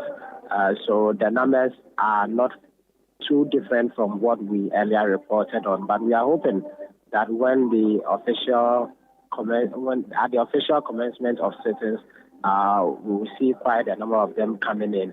As it stands now, both the NPP and NDC caucus have occupied the majority side of the House, pending the arrival of the Speaker to make any further directives as to who really occupies the majority side, following the Supreme Court's suspension of the Speaker's ruling declaring 4 seats vacant. Will the Speaker still go ahead to uphold his directive, or would he abide by the directive from the Supreme Court? That's what we are all yearning to have from the Speaker today. As it stands now, the NPP leadership and the NDC leadership are all seated at the majority side of the House, with lawmakers having hearty discussions amongst themselves. Irrespective of their differences, they are still engaged in a tete-a-tete with each other, proving that it's still a harmonious environment here. We are hoping that the Speaker in no time would come and then proceedings would begin. Caleb. Right. Have we seen any of the deputy speakers around?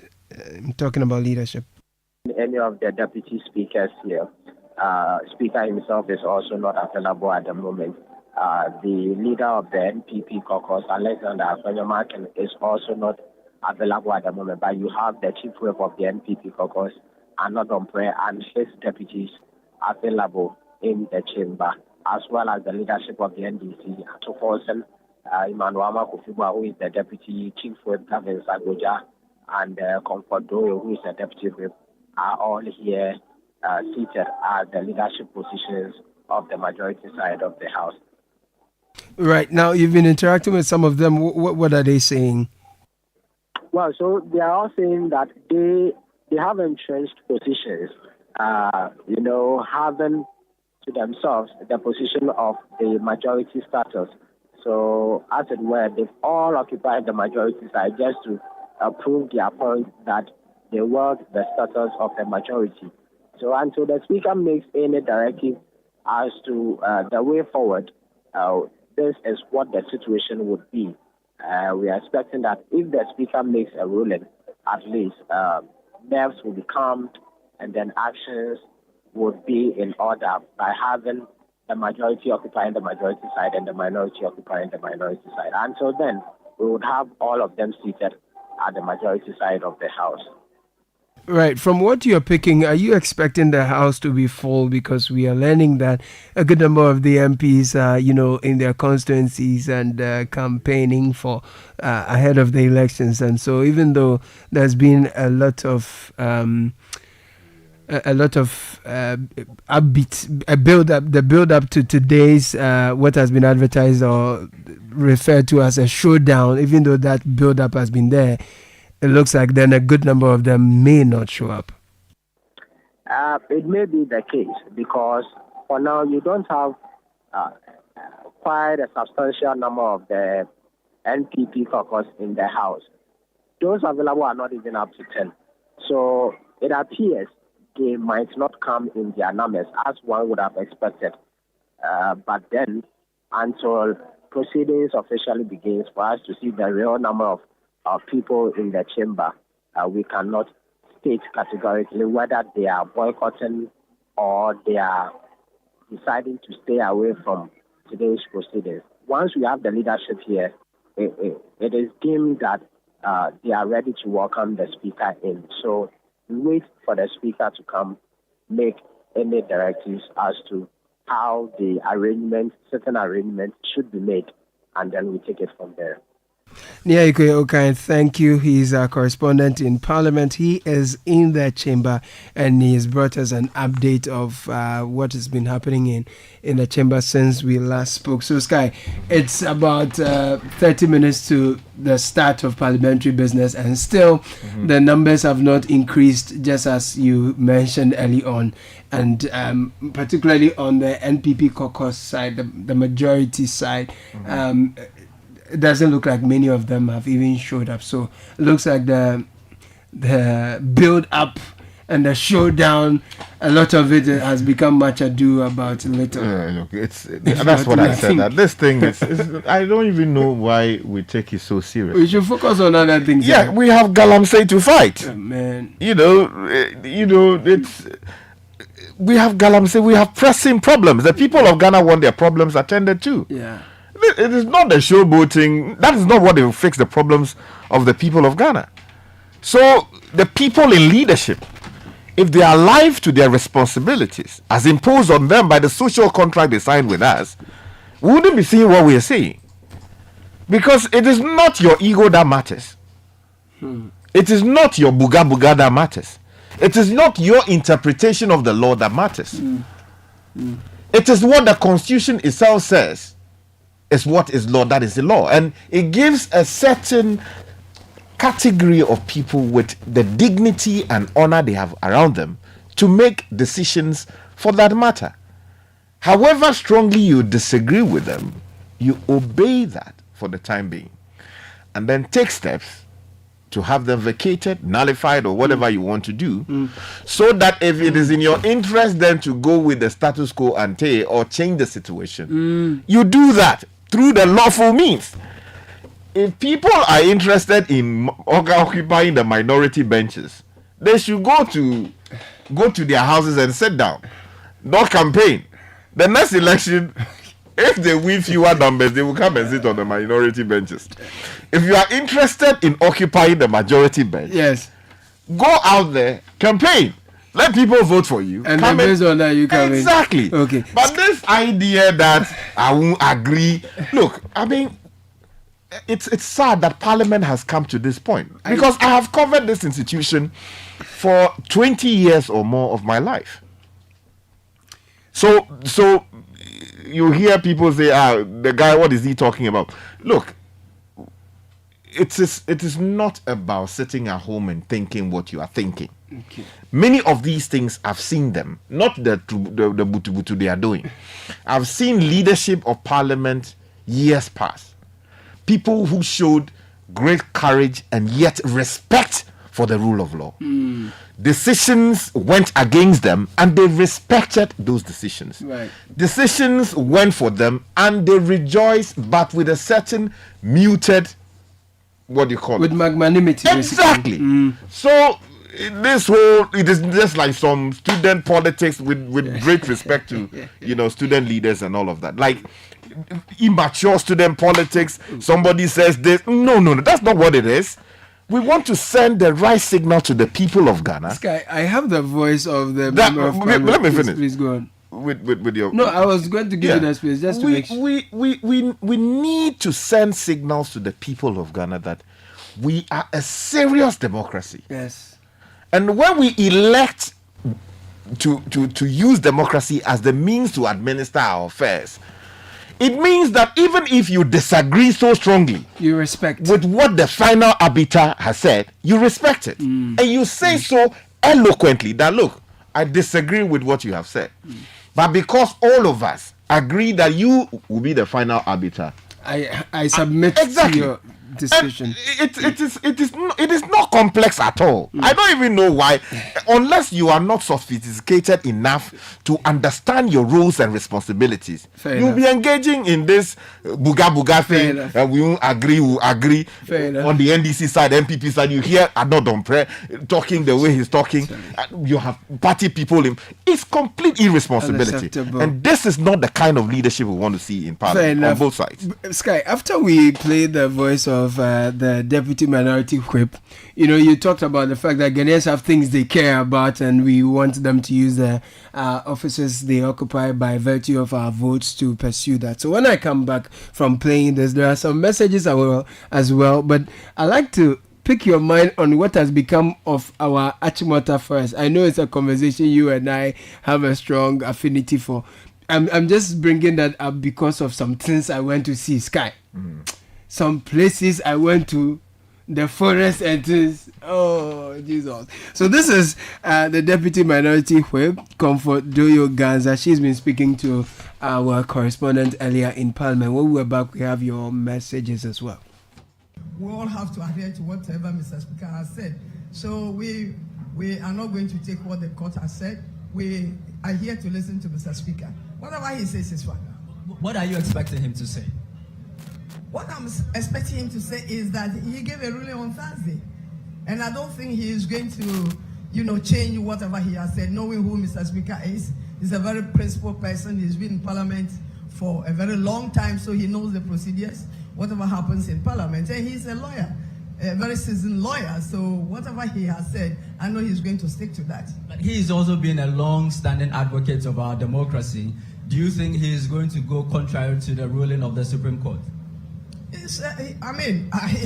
used the Constitution. He used the Constitution Article 94 to give his ruling. So whatever, you know that we are separation of powers in this country. So nobody should be able to dictate to Parliament. We are not practicing dictatorship in this country. We're going by the Constitution of this country. We're going by rules and regulations in this country. So if he is basing his ruling on the Constitution, I don't think he has erred.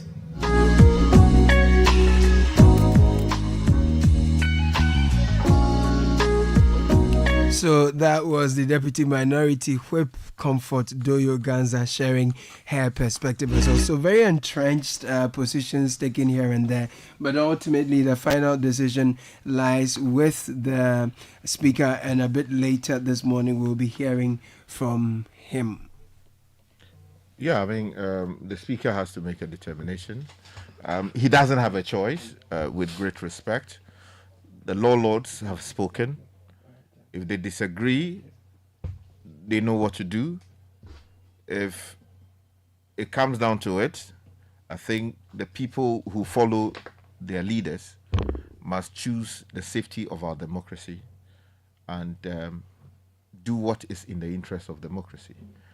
This is what we have elected to practice. However much you disagree, use the channels. However much you agree with the decision, you use lawful means to ensure that your rights are enforced. Don't go and bust people into Parliament, hoping that they will come and show you support, and ultimately this descends into something that we are not ready for. It is wrong.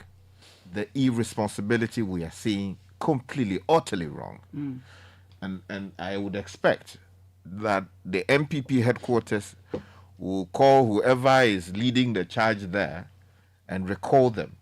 And that the NDC side would also not be minded by what they are seeing, the irresponsibility that the MPP side is showing in this matter. And ensure that they are not tempted to send people there. Because the moment that happens, you don't know. You don't know what that could result in. So people must show leadership. They must show leadership. They must show leadership. It is not their ego that matters. It is the decision of the court that matters. Let us respect that for the time being. And if we are so minded, let us take steps to set it aside. I hear people say the Supreme Court erred, the Supreme Court got it wrong. Yes, you can say that. But for the time being, that is the decision. There is no other way around it. Go back to them, pray respectfully, and let them be persuaded by what you have come to say. Fantastic. If they are not, and they tell you, please, Madam, go back home, we will stay by our decision, so be it. In law, you win, you lose some. You lose some, you win some. And whether you have won or you have lost, that is the position of the law. Yeah. So I beg you, people of Ghana, it is not complex, cry. It is not complex. Right. So don't sit at home and be insulting people. No. I mean, because that's it. Look, let me give you a practical example. Yes. You hear the NDC say that we would take over the majority benches and then we will pass laws and we would. The president must assent to it. Yeah, to what end? And even that, do you have the numbers? Properly speaking, do you have the numbers to pass the laws in the first place? They said they want to abolish the E-levy. You see, if you say you can, but would you have the numbers to do that? Right. Because as we speak, even if you strike out 3 names from the MPP side, assuming without admitting that, what would they have? They have what? 135. Yeah.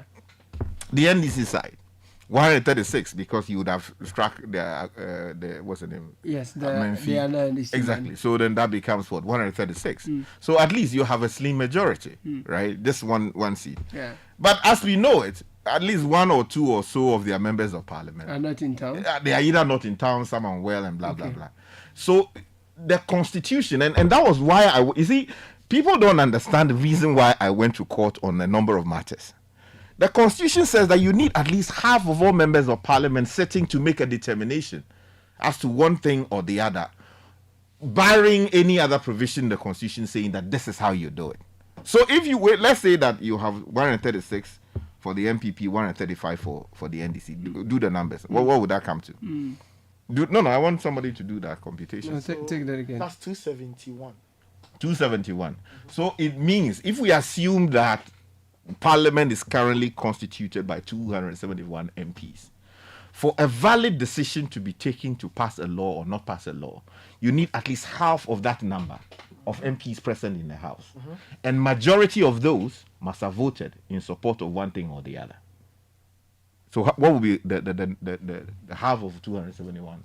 So that's what? 135 and half a human being. Yeah, which you can't get. So you need 136. 136 members of parliament. So what it means is that for a valid decision of parliament to be taken, barring express provisions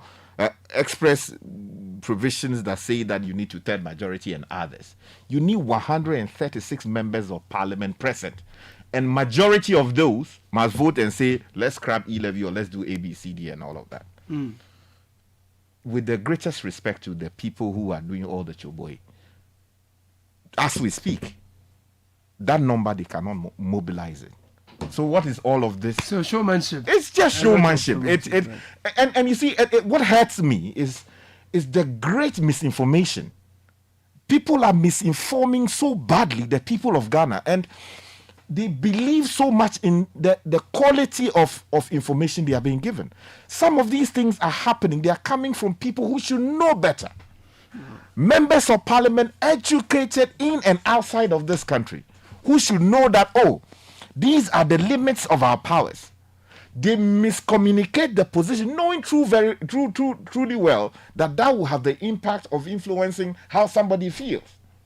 It is just utterly wrong. Yeah. Even if you get the majority side today, you can't get your numbers.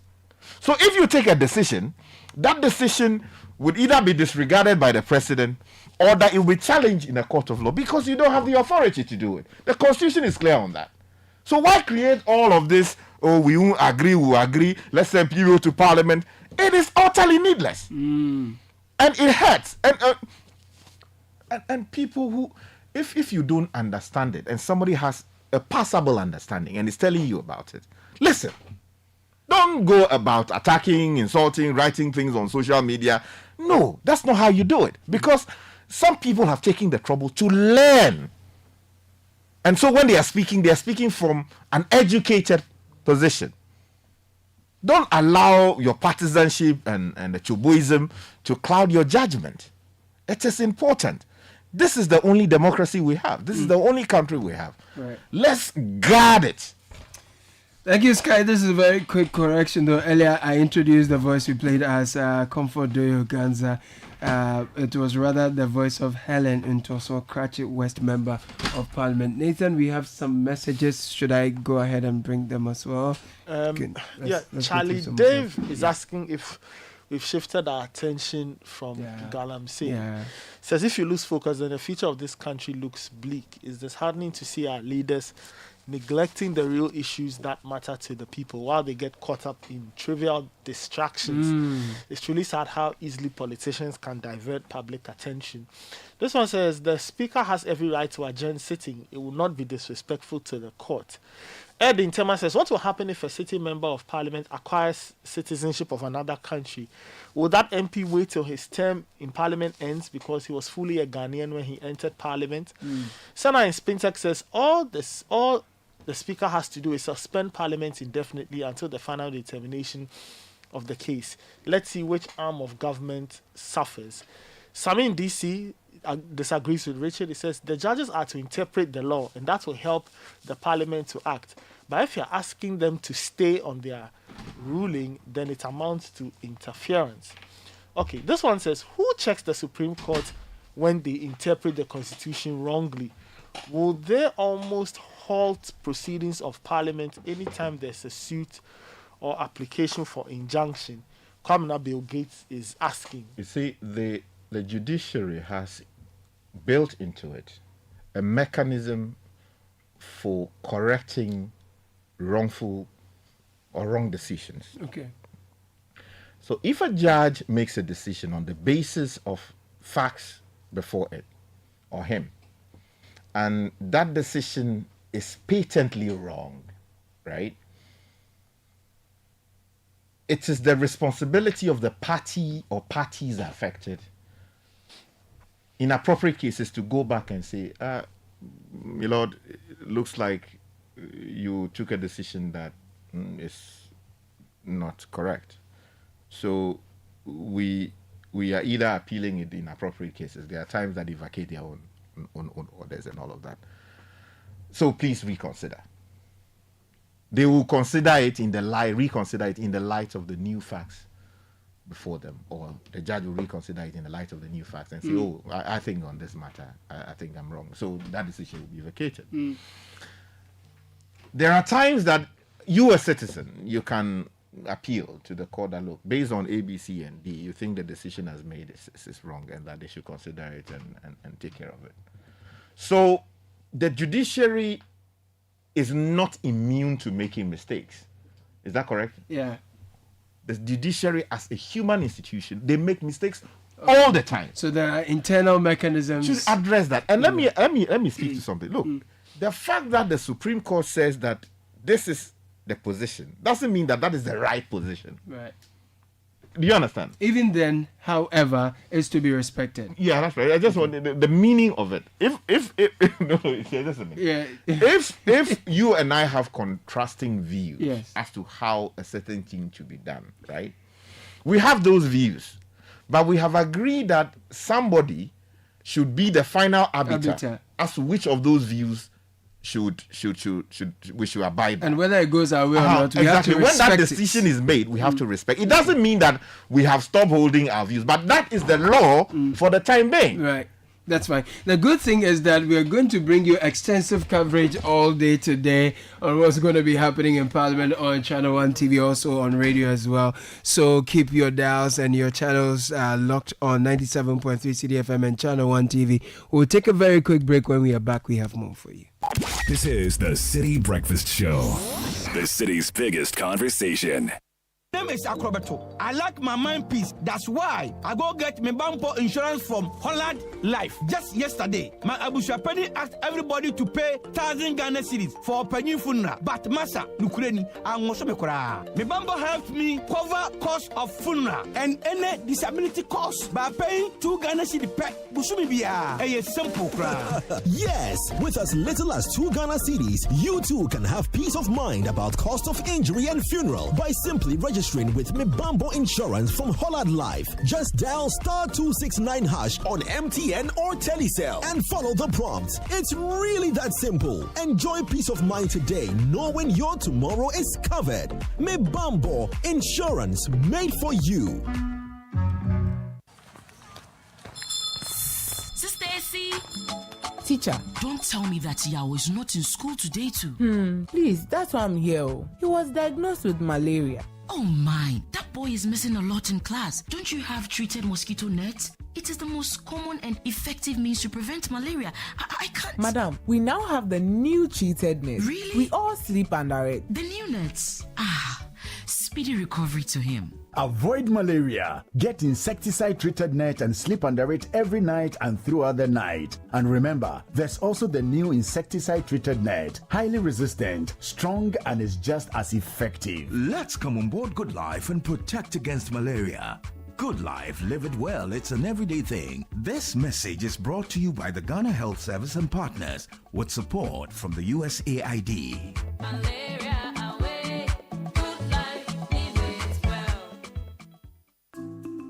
Since inception, almost 100% of Ashesi University students have found jobs, started businesses, or gone on to graduate school within 6 months of graduation. From Accra to Nairobi, London to New York, Ashesi graduates are noticed and are leading successful careers. If you dream of a rewarding life and career, an Ashesi education prepares you just for that. Learn more about applying to Ashesi at ashesi.edu.gh. Remember, admission is ongoing. Come on. Good boy. Honey, look, he's crawling. Good job. The new Cerelac Wheat and Maize has the combined goodness of wheat and maize grains fortified with iron, vitamins, and minerals also found in fruits and vegetables. To prepare the new Cerelac Wheat and Maize, just add milk. Enjoy your little one's big moments at less cost. Cerelac, care for them, count on us. This advert is FDA approved. I'm saying that Ghana must not introduce free SHS on the whimsical promise of a desperate politician. Many mistakes have been made by countries in Africa already with free SHS. Akufado, minya wudienye, wuye bwe, bawumia, minya wudienye, wuye bwe. Hey, Mami Jamefua, why are you so excited this hot afternoon? My sister, when I remember what Free SHS has done for me and my children, I can't help but be happy for what Nanado and Dr. Bawumia have done. You remember when I lost my husband who was the breadwinner? Yes, I remember very well.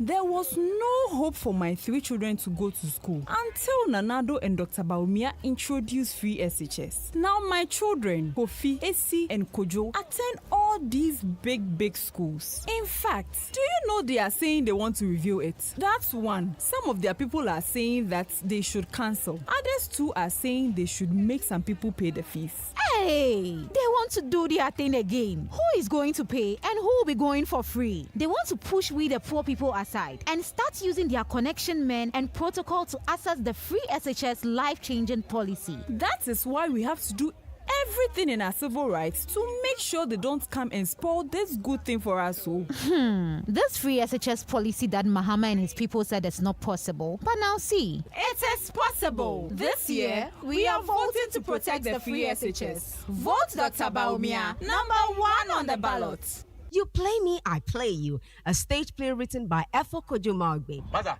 you not pay me you. I said it's 150 Ghana cedis. That's 15,000 naira. From just this place to this place, you say 150.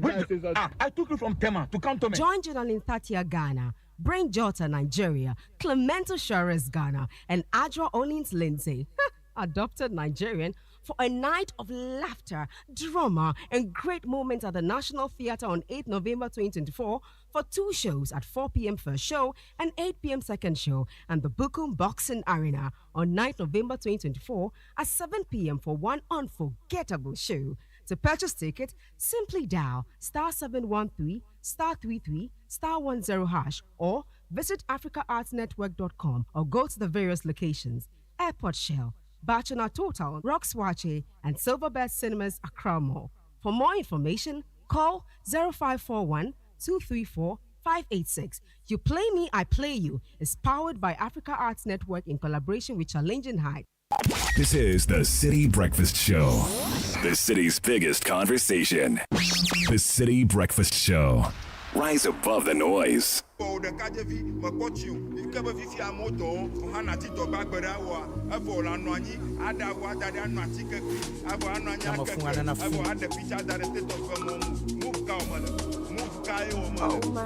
it's Lexus on a bit.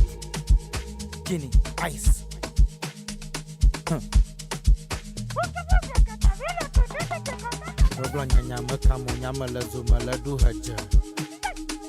Link up Tanata, Migbona, Paklakota Gledger.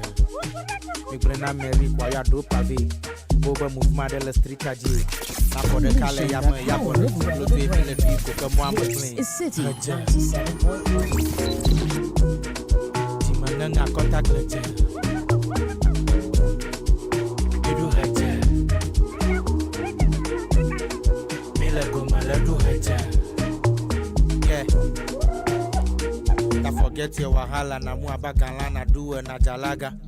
Awodo cube nyak paliga hajado skimonovo vale fariga. Sunday makava maklan.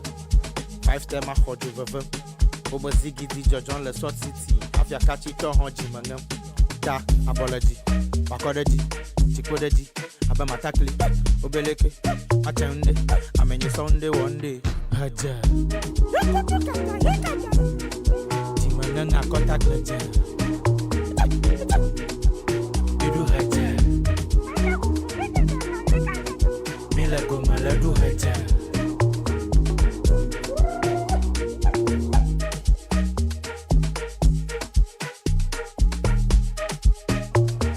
Oh my, it's Nexus on a bit. It's top of the hour, Asante Sana. Thank you for doing the listening. We'll bring you extensive coverage from happenings in Parliament later this morning throughout the rest of the day, so keep your dials with us. It's top of the hour though, and Zoe Abubeduado joins us in the studio with the news at 10. Good morning, Zoe. Good morning, Caleb. How are you doing? Welcome back. Thank you. How have you been? I've been doing well. Charlie, the shit you gave me, I put it in the wrong place. This shouldn't have been made so public. At the airport, they just take that in and they just dispose that in the way you pay me. Oh my goodness. So you give me a new one. In the meantime, what's in the news? Now, the Minority Caucus